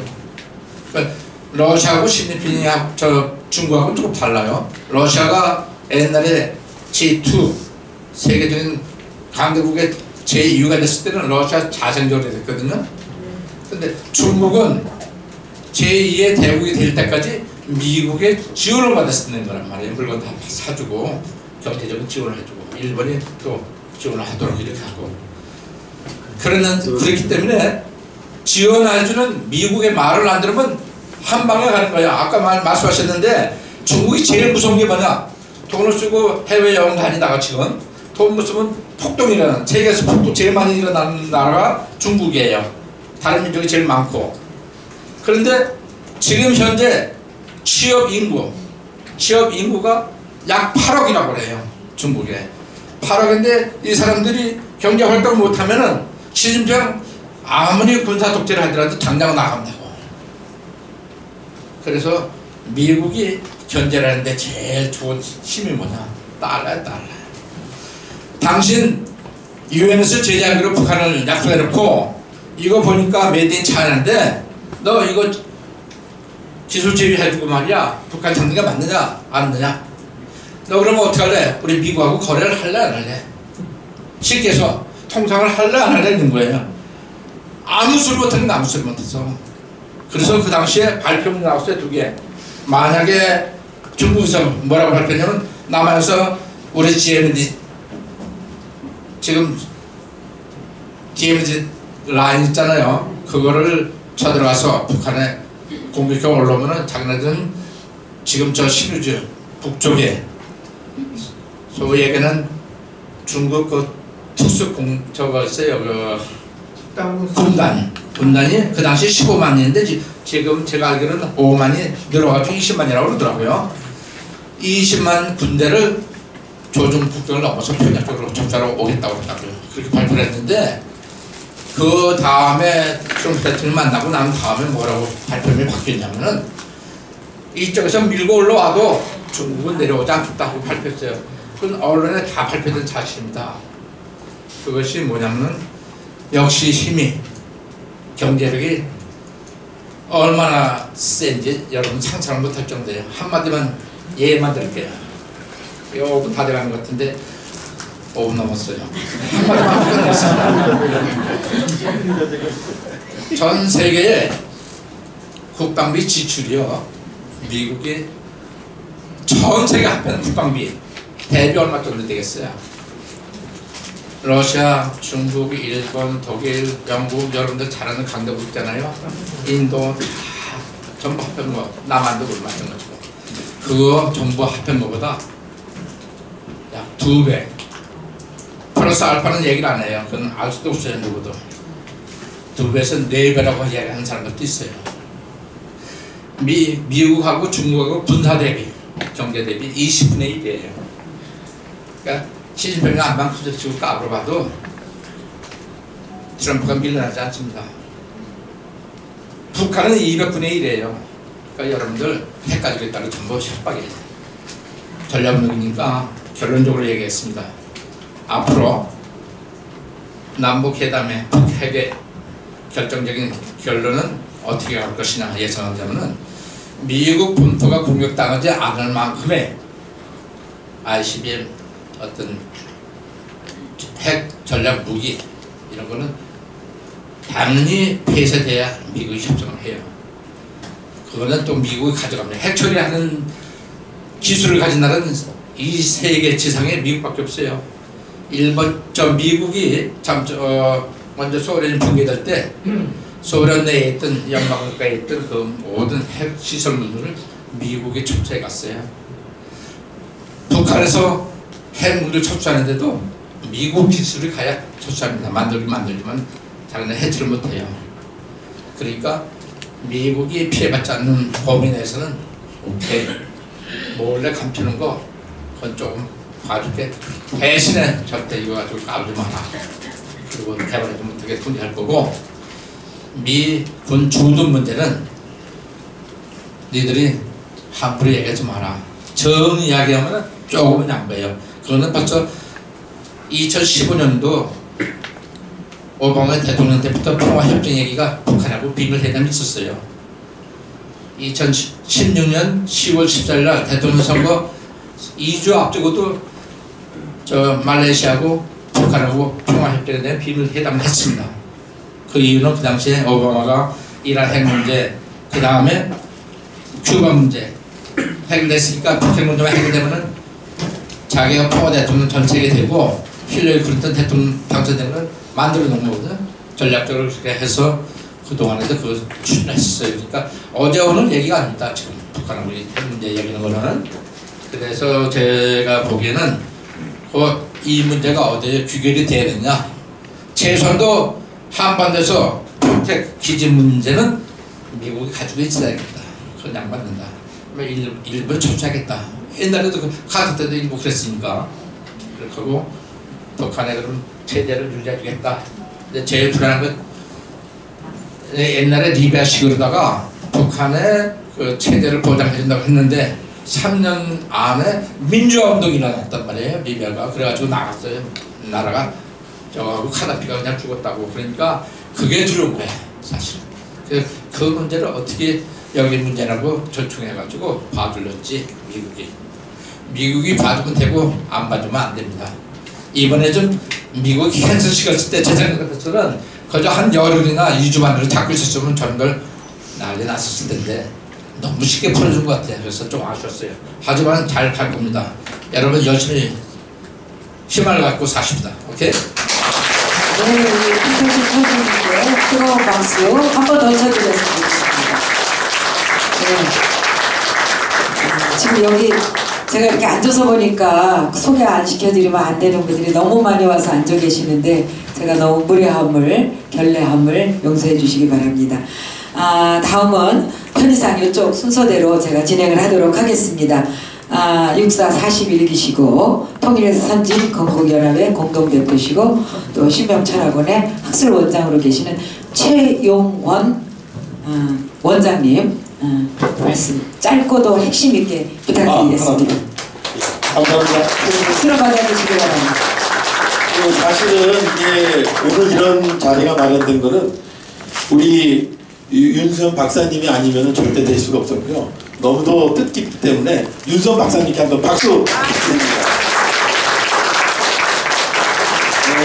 사실은 이제 정해진 시간이 너무 제한이 되어 있기 때문에 제가 주어진 시간 5분 내에 저는 바로 끝내도록 하겠습니다. 근데 진짜 저는 좀 특수한 경력을 좀 갖고 있어요. 제가 사실 군 생활을 한 20여 년 했고요. 그 다음에는 제가 이제 명리학을 했습니다. 저희 부친께서 명리학을 하셨기 때문에 명리학을 제가 했기 때문에 그래서 저는 명리 분야로 아까 우리 주제가 미래 전략 아닙니까? 미래 전략을 제가 간단하게 답만 말씀드릴게요. 답을 말씀드리면은요, 결국은 모든 것은 이제 사주를 볼 때도 가장 중요하게 보는 거는 조화와 균형이거든요. 한반도의 파워의 조화와 균형을 이루기 위해서는 한반도에 미국이 들어와야 돼요. 조화의 균형. 그러면은 계속은 미국이 올 것이냐? 아니라는 거죠. 미래는 우리 한반도가 주관이 돼서 조화의 균형을 가져야 되는데 한반도 힘 가지고는 약해서 안 돼요. 그 모태가 되는 것 같이 하는 게 일본이고 그 다음에 만주와 몽골까지 가는 겁니다. 그 축이 구성이 됐을 적에는 자력적으로 힘이 돼요. 결국은 우리는 중국과 힘을 합치는 게 아니라 결국 북방 쪽인 몽고, 만주, 한국, 일본이 하나의 축이 돼야 되는 게 명리적으로 나와 있는 거고 이게 앞으로 약 400년까지 이어지는 명리 공식에 나와 있습니다. 그것이. 지금 뭐 그거 풀려면은 1시간 정도 강의를 해야 되기 때문에 근데 결국은 그렇게 나와 있어요. 즉 수북방과 지금 일본은 묘로 보거든요. 묘와 인이 같이 구성이 돼서 해나가는 역사가 앞으로 400년간 이어집니다. 그 시점이 시작된 게 언제냐? 2014년부터 시작이 됐어요. 몇 년 안 돼요. 지금 시작이에요, 시작. 그래서 이런 모임이 이루어져서 앞으로 우리 대한민국이 중심이 돼서 정말 진정한 우리 동북아의 평화를 이루고 미래의 정말 평화를 이루는 중심축이 되리라 믿습니다. 감사합니다. 네, 박준호 우리 국장님 모시겠습니다. 박수로 맞아주시죠. 안녕하십니까. 저는 원래 태극기부대 출신입니다. 지금도 시간 날 때마다 토요일날 광화문에 나가서 태극기를 흔들고 행진을 하고 있습니다. 보수가 이렇게 많은 줄은 몰랐습니다. 그런데 이렇게 또 결집 안 되는 것도 처음 알았습니다. 어찌하오리까. 잠시 저는 화제를 중국 쪽으로 돌리겠습니다. 아까 중국에 대한 얘기는 우리 김영인 박사님도 또 신현영 총재님도 말씀하셨지만 사실은 중국이 최근 10년 사이에 전 세계 상대로 깡패 짓을 좀 많이 하고 있습니다. 특히 주변국, 국경을 맞댄 나라는 하나같이 괴롭힙니다. 근본은 뭐 돈이 있다는 거겠죠. 그런데 과연 중국이 돈이 많을까요? 자, 그러면 중국이 GDP가 10조 불이라고 얘기를 합니다. 좋습니다. 믿습니다. 그런데 중국이 금융권이 부채, 그러니까 정부와 기업과 가계의 부채가 대개 얼마 정도 될 거라고 생각하십니까? 달러로 얘기합시다. 10조 불이니까 몇 배 정도 될까요?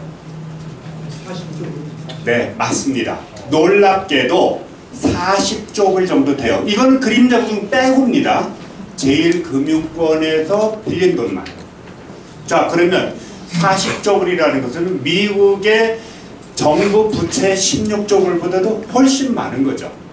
그런데 그 돈이 거의 어디서 나왔느냐? 저는 처음에 장사에서 번 돈인 줄 알았어요. 그랬더니 그것도 일부 있지만 외국인 투자가 들어오면 위안화로 환전하고 그 달러를 가지고 전 세계 다니면서 깡패짓 한 겁니다. 그런데 2013년도에 중국의 외환보유고가 3조 9천억 불까지 갔습니다. 지금은요, 2017년 1월 달에 3조 불을 간신히 턱걸이 했습니다. 자꾸 줄어요. 매년 3천억 불 이상의 무역 흑자를 내는데도 줄어드는 속도가 훨씬 빠릅니다. 왜 그럴까요? 나가는 돈이 많아요. 그게 뭐냐? 아까 해외 군사기지 만든다든지 해외 뭐 철도, 도로, 항만 한다든지 이런 식으로 해서 수익성이 없는 돈을 계속 쓰는 거예요. 소위 말해서 졸부가 뭐 하는 거죠. 자, 언제까지 갈까요? 평생 천년만년 갈까요? 절대로 그렇지 않습니다. 그래서 조지 프리드만이라는 미국의 그 미래학자라고 할까요? 스탠포드 연구소의 소장님 하는 얘기. 2030년 되기 전에 중국은 분열할 것이다. 그런데 내가 조금 더 오래 살아서 그거는 꼭 보고 죽고 싶다. 그런 말씀을 하셨어요. 자, 그러면 결국에는 중국은 내부적인 폭발이든 외부적인 요인에 의해서든 분열할 수밖에 없습니다. 등소평이가 50년을 도광양해를 하려고 했습니다. 그런데 몇 번의 총서기가 바뀌면서 시진핑이 딱 와서 뭔가 실력을 발휘해줘. 뭘로 발휘합니까? 아, 우리 이렇게 나라를 발전시켰어. 그런데 그때 바로 해외로 돈이 빠져나가기 시작했어요. 왜? 무리한 투자를 많이 했고 정권이 바뀌면서 많은 돈이 해외로 불법 송금이 된 거죠.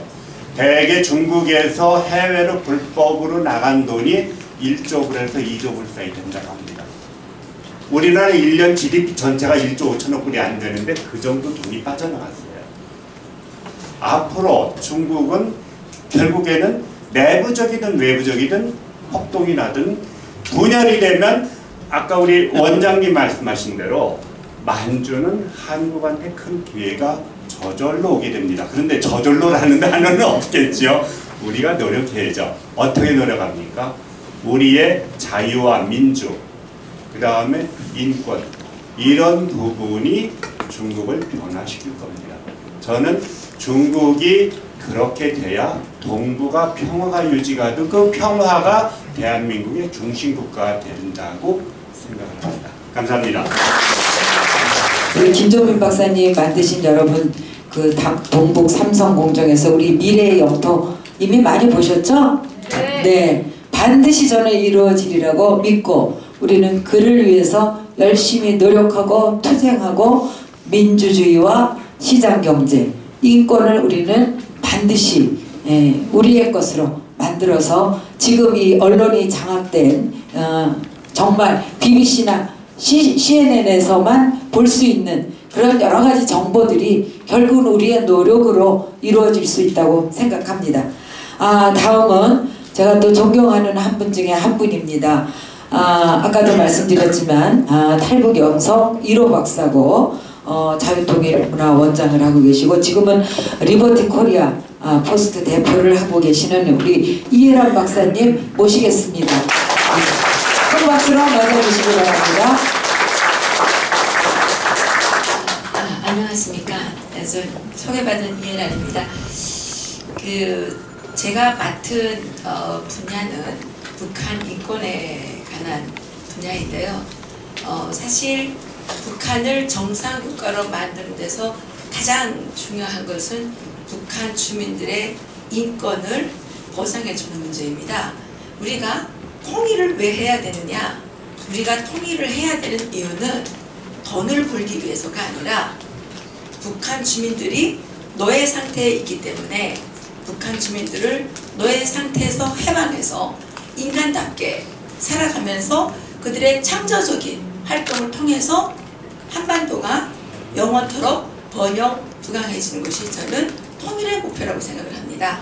그런데 지금도 많은 통일학자들이 통일 얘기하면 북한의 값싼 노동력을 이용해서 북한에 매장되어 있는 수천조의 그 무슨 자연 부원을 캐다가 팔아가지고 우리가 좀 더 잘 먹고 잘 살아야 되겠다 이런 식으로 얘기를 하는데 북한에 자연 부원 없습니다. 있으면 벌써 파먹었지. 여기 사람들 파먹으라고 지금까지 놔뒀겠습니까? 그건 착각입니다. 그리고 북한 주민들이 그 이야기를 들었을 때 야, 남조선 것들을 우리를 노예로 부리려고 하는구나. 절대로 통일 안 돼. 이렇게 하지 않겠습니까? 그동안 대한민국의 통일 정책은 잘못됐고 통일의 목표는 정말 잘못됐습니다.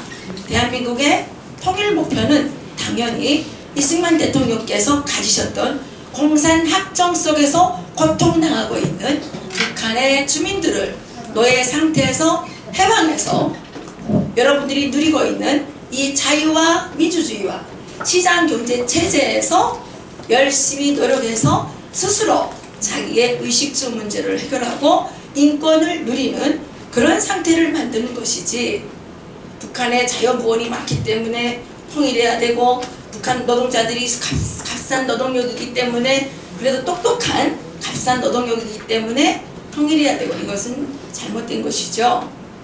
사실 중국 때문에 북한 인권이 많이 더 침해당하고 있습니다. 왜냐?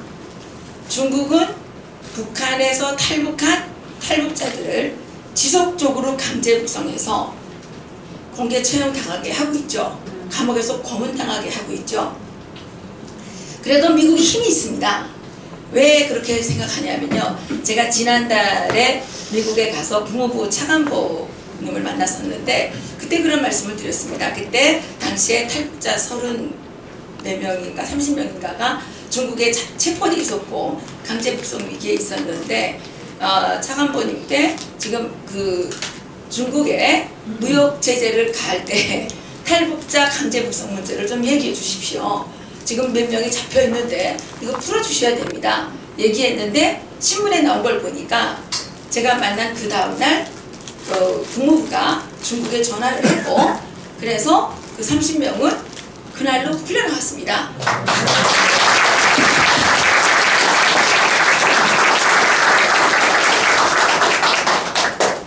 그래서 북한의 인권 문제를 개선하는 데 있어서 중국을 움직이는 힘은 미국이라고 생각합니다.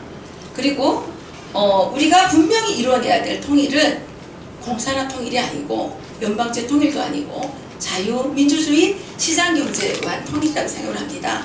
그렇기 때문에 우리는 한미동맹을 맺고 있고 이 한미동맹은 자유의 가치를 기준으로 하는 또 우리가 민주주의와 시장경제체제를 기반으로 하는 한미동맹이기 때문에 우리는 미국과 더욱더 동맹을 해야 하고 중국은 공산주의 일당 독재의 이제 1인 독재 국가로 회귀를 했기 때문에 중국 공산당은 우리가 앞으로도 영원히 싸워야 할 싸움의 대상이지 협력의 대상이 아니죠. 근데 그동안 대한민국이 잘못했지 않습니까?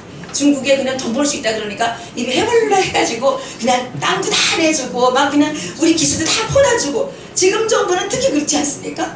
전 지금 오늘날의 이 한국 상황은 한국 국민들은 북한에서 말하는 호박 쓰고 돼지굴에 들어간 상태입니다.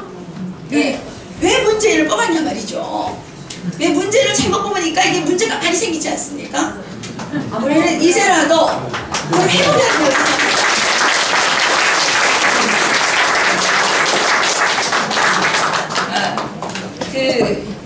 북한 지금 문재인 정권이 들어서니까 북한이 오늘도 거위급 회담을 하려면 탈북 종업원 12명을 빨리 북한으로 돌려보내라고 그러지 않습니까? 제가 알아보니까 그 12명 종업원은요 뇌물 바치고 중국에 나가기 위해서 빚을 얻어서 뇌물 바치고 중국에 갔던 사람들입니다. 그렇기 때문에 돈 벌러 나왔기 때문에 나오자마자 철수령이 떨어져서 도저히 돌아갈 수가 없기 때문에 탈북한 사람들입니다. 근데 이 사람들에게 지금 뒤집어 씌워가지고 자꾸 보내라 그러잖아요.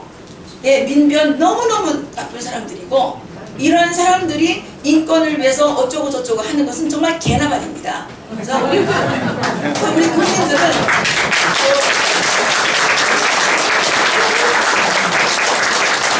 세미나하는데 제가 박수 받으니까 미안해요. 네, 우리 국민들이 탈북 종업원 12명을 포함해서 이 땅에 정착한 3만 명 탈북자들이 생명권을 침해당하지 않도록 도와주셔야 되겠고요.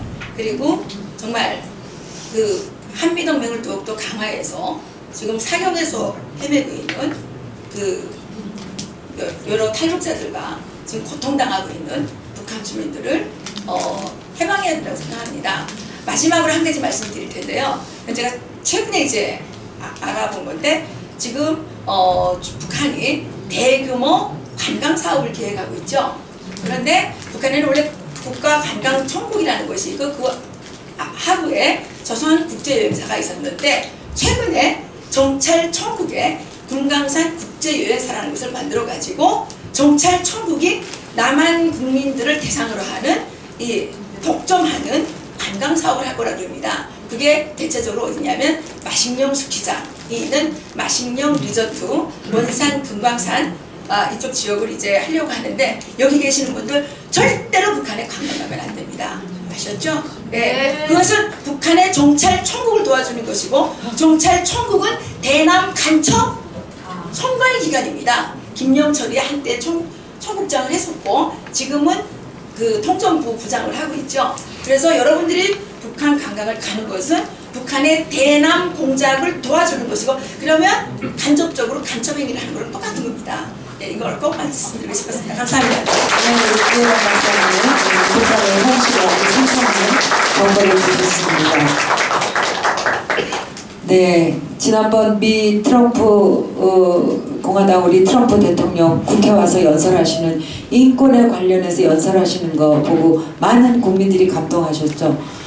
우리보다 더 자세히 아셨고 또 탈북자들을 백악관에 다 불러서 트럼프하고 같은 의자에 앉아서 전 세계를 통해서 북한의 인권을 얘기하셨을 때 저는 트럼프 대통령이 정말 위대하다고 생각했고 아까 우리 신총재님도 말씀하셨지만 저는 미국에도 힐러리 미국 여성 대통령이 탄생한다고 생각했던 사람 중에 하나입니다.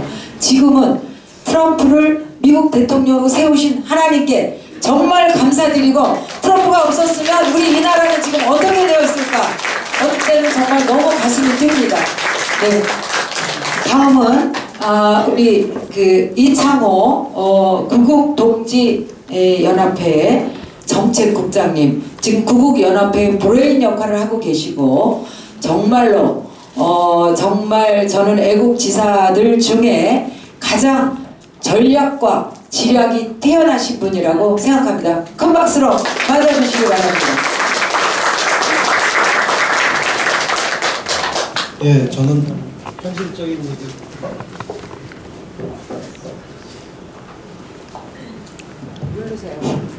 예, 저는 좀 현실적인 얘기를 하겠습니다.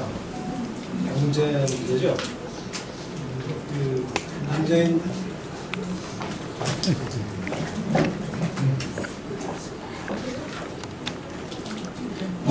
문재인 정권 들어서 제일 그 핵심 정책으로 내세운 게 소득 주도 성장 정책이 되겠습니다. 소득 주도 성장은 결국은 그 정부 돈을 풀어서 추경 4조 원을 편성을 했죠. 정부 돈을 풀어서 저소득층의 그 소비를 유도함으로써 성장을 끌고 간다는 이런 식의 정책이 되겠는데, 실질적으로 1년 만에 지금 나타난 그 경제 지표는 가장 그 핵심이라고 할 수 있는 고용, 그다음에 이제 소득 분배 그쪽에서 굉장히 그 최악의 상황으로 나왔기 때문에 지금에 아마 정신을 좀 이렇게 차리고 다시 그 소득 주도 정책, 소득 주도 성장 정책을 다시 재고려하는 이런 식의 그 논의가 이루어지고 있는 것으로 알고 있습니다. 그래서 사실은 이런 소득 주도 성장 정책에 대해서 말씀드리고자 하는 게 아니고, 이런 현실적인 거에 묻혀져 가고 있는 탈원전에 대해서 한번 말씀을 잠깐 드리고자 합니다. 우리나라는 뭐 흔히 하다시피 기름 한 방울 나지 않는 데서 에너지 소비는 굉장히 많은, 그렇기 때문에 그 안정적인 에너지 소비가 필요한 이런 국가로 상황으로 이제 보시면 되겠습니다.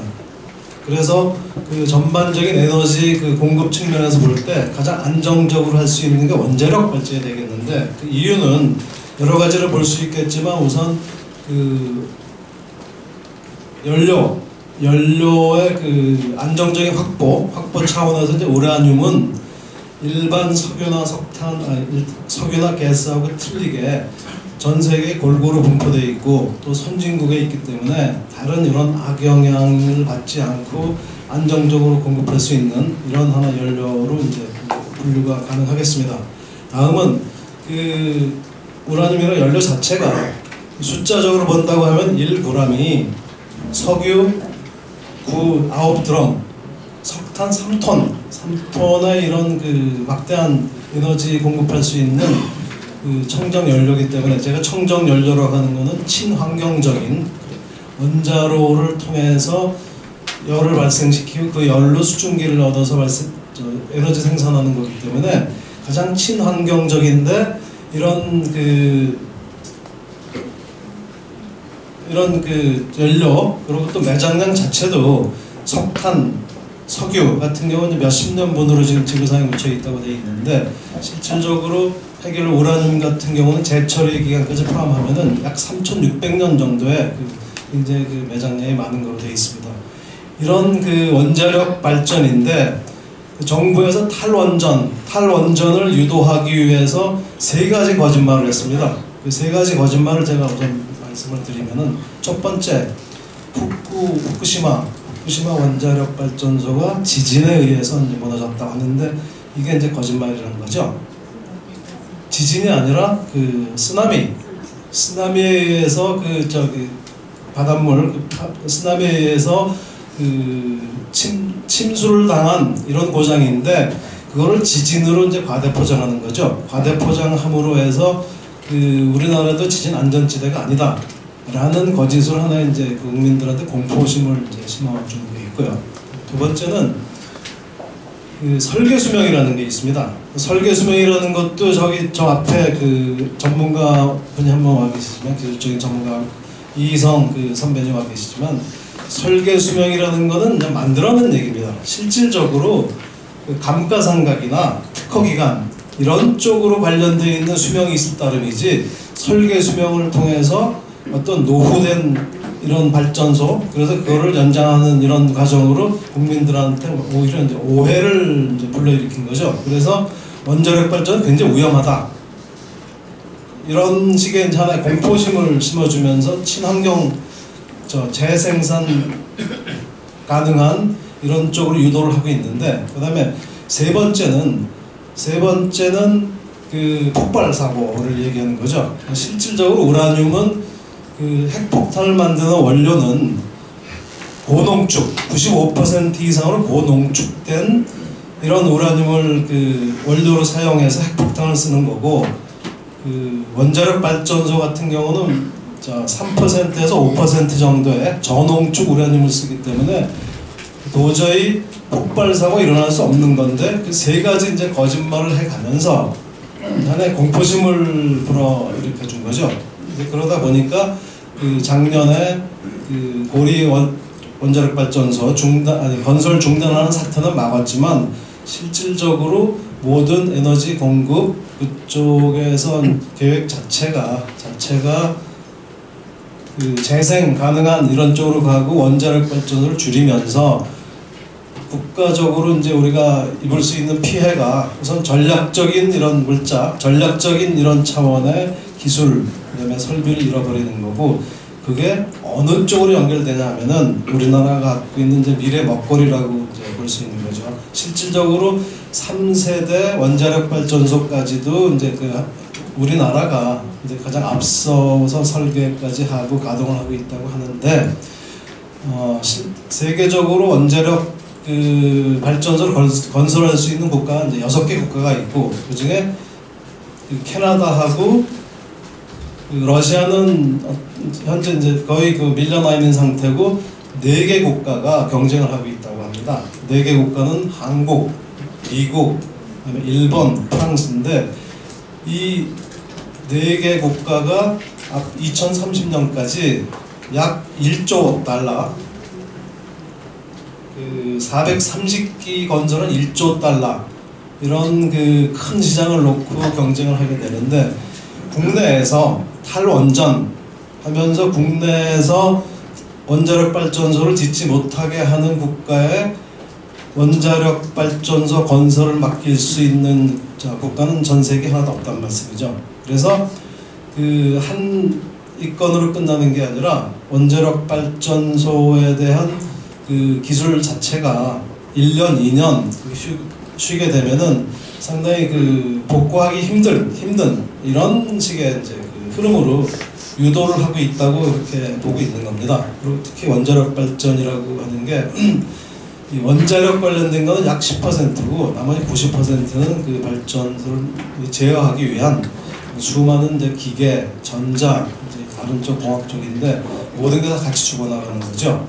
그래서 아까 서두에 잠깐 말씀드렸다시피 탈원전 정책이 굉장히 심각하게 국가적으로 단 몇 년에 이런 피해를 미치는 게 아니라 앞으로 어떻게 보면 수십 년간의 국가의 이제 먹거리, 장래 미래 먹거리 또는 이제 국내적인 이런 에너지 공급에 대해서 많은 이런 영향을 미칠 수 있는 거기 때문에 상당히 저희들이 탈원전 정책에 대해서는 분명히 그 반대를 하고 원전을 이렇게 우리가 활성화하고 전 세계적으로 가장 앞서가고 있는 기술이나 이런 걸 살려갈 수 있도록 지금 노력을 해야 될 거로 이렇게 저는 보고 있습니다. 감사합니다. 네. 원전에 대해서 아주 소상한 말씀이 있으시고, 그 외에도 많은 부분을 지금 연구하시고 전략을 짜고 계시는데, 저희가 이제 오늘 1차 세미나를 필두로 정말 그때그때 이슈가 되는 현안에 대해서 아주 디테일한 그런 토론회를 마련하고자 합니다. 그때 여러분 함께 해주실 것을 부탁드리고요. 이제 오늘의 어쩌면 두 번째 하이라이트가 되겠습니다. 2030 애국청년회 회장 대표를 맡고 있는 우리 김준교 대표님 모셔서 아주 리얼한 2030의 2030 마인드에 관해서 말씀드릴 게 아니고요. 오늘 제가 말씀드릴 건 6.13 지방선거와 한민족의 자주성입니다. 네, 간단히 시간 관계상 간단히 말씀드리도록 하겠습니다. 그 한민족의 자주성 내지는 뭐 중국 좌파 분들이 좋아하시는 주체성이라는 표현을 쓰도록 하겠습니다. 중국으로부터 독립하는가 종속되는가.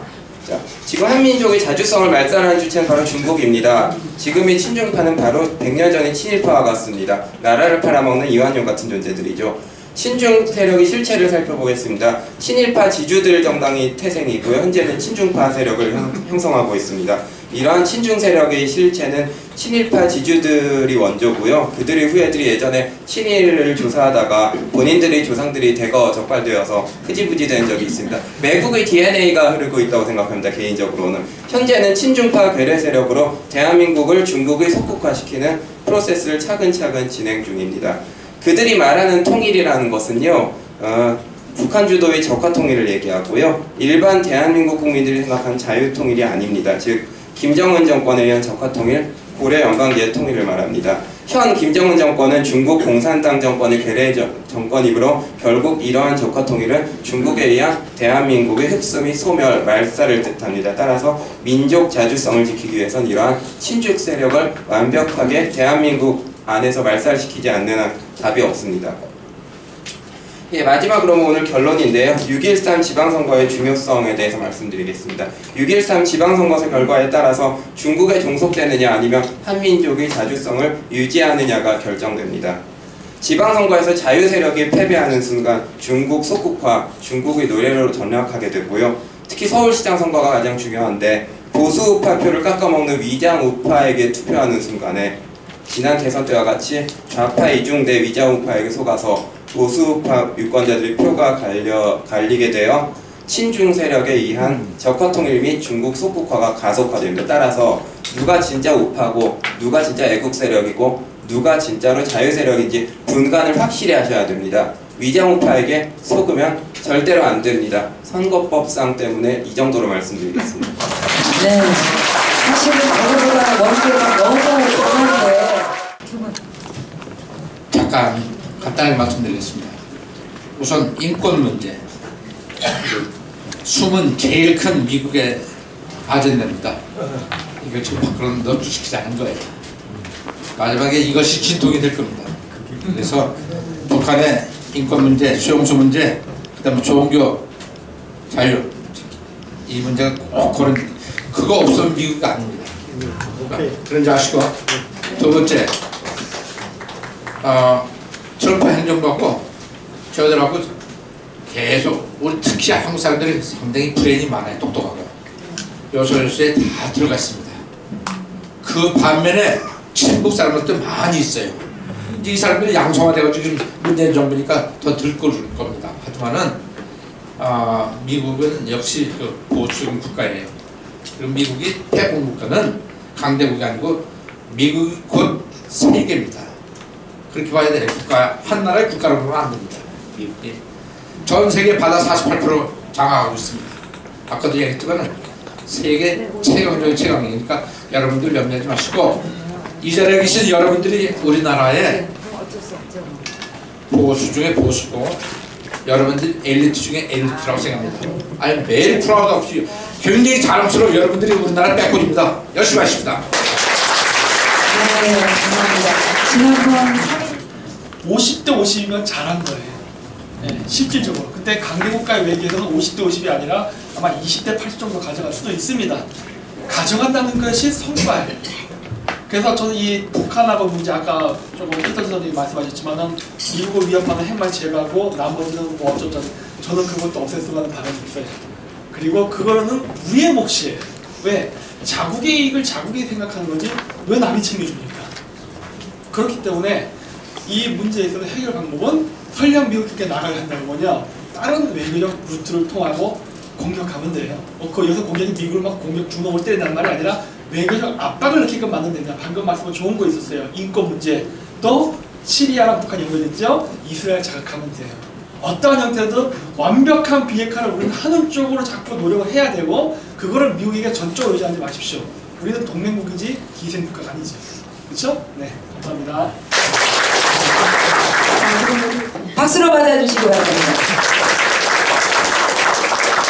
오늘 발표하신 분하고 토론하신 분들 다양한 시각에서 정말 저도 많이 배웠습니다.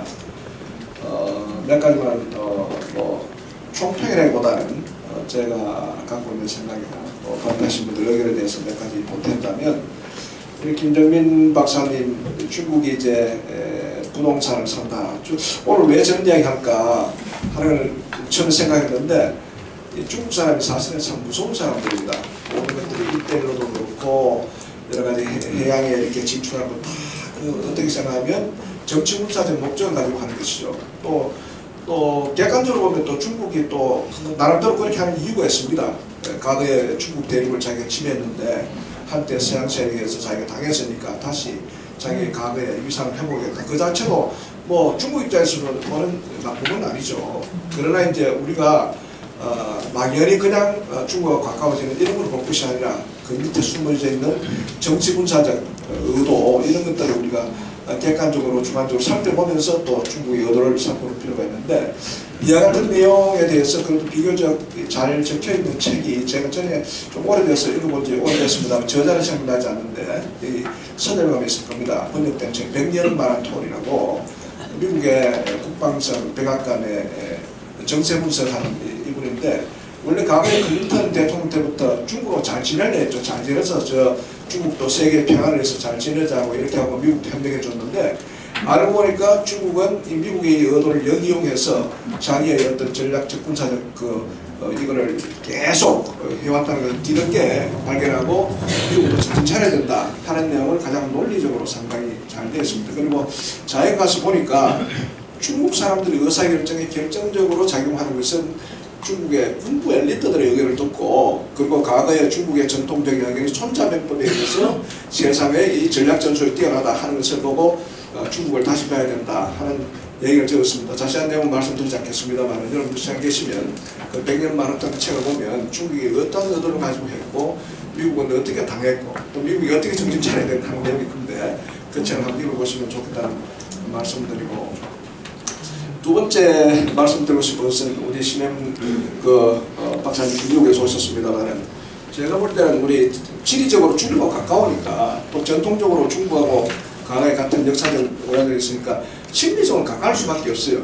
가까울 수밖에 없는데, 중국은 북한도 자기 편으로 만들고 우리 대한민국도 자기 편으로 만들려고 지금 하고 있습니다. 그리고 엄청나게 많은 여러 가지 뭐 인민회의를 할까 이런 활동을 많이 하고 있습니다. 지금 와서. 그래서 많은 사람들은 중국 뭐가 나쁘냐, 가까운데 이렇게 생각하는데, 과거에는 우리가 이제 냉전 시대에는 중국하고 거리가 없었고 미국이나 일본하고 가까워져서 미국, 일본 중심부대 이렇게 있었습니다만, 제가 말씀드리고 싶은 것은 미국도 좀 더 우리 한국에 대해서 공공외교를 더 많이 펼쳐야 되겠다. 중국은 엄청나게 하고 있습니다. 많은 사람들이 중국에 편향될 정도로 가까우니까 지리적으로. 또 가까운 돈 적게 들어도 중국 여행 갈 수 있지만 미국 가려면 여행비가 많이 들지 않습니까?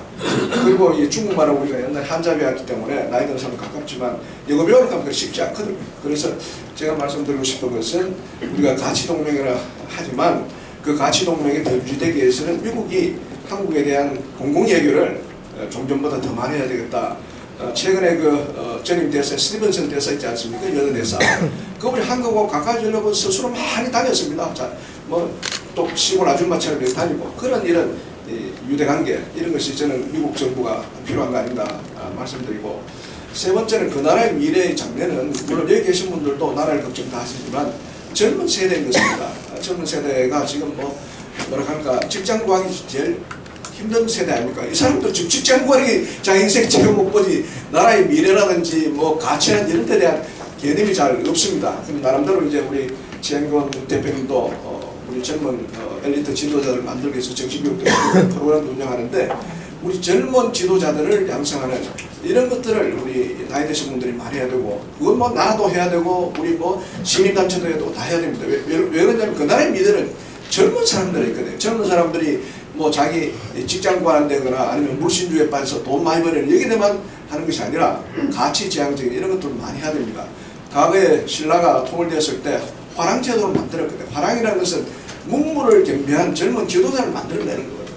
그러니까 대부분 우리가 이제 엘리트를 하면 공부만 잘하는 사람 이야기하는데, 엘리트는 절대로 공부만 잘하는 사람한테 해서는 안 되고 육체도 건강하고 용기 있는 사람들 같이 경배해야 됩니다. 그래서 제가 말씀드리고 싶은 것은 우리 젊은 지도자에게 문물을 겸비한 정말로 진정한 엘리트들을 많이 만들어내는 일들이 우리나라의 미래를 위해서 좋지 않은가 그렇게 생각합니다. 오늘 발표하신 분들 참 좋은 말씀 많이 들었습니다. 감사합니다. 네, 감사합니다. 한국 1대1로 협회가 지금 만들어져서 그 협회에서 이런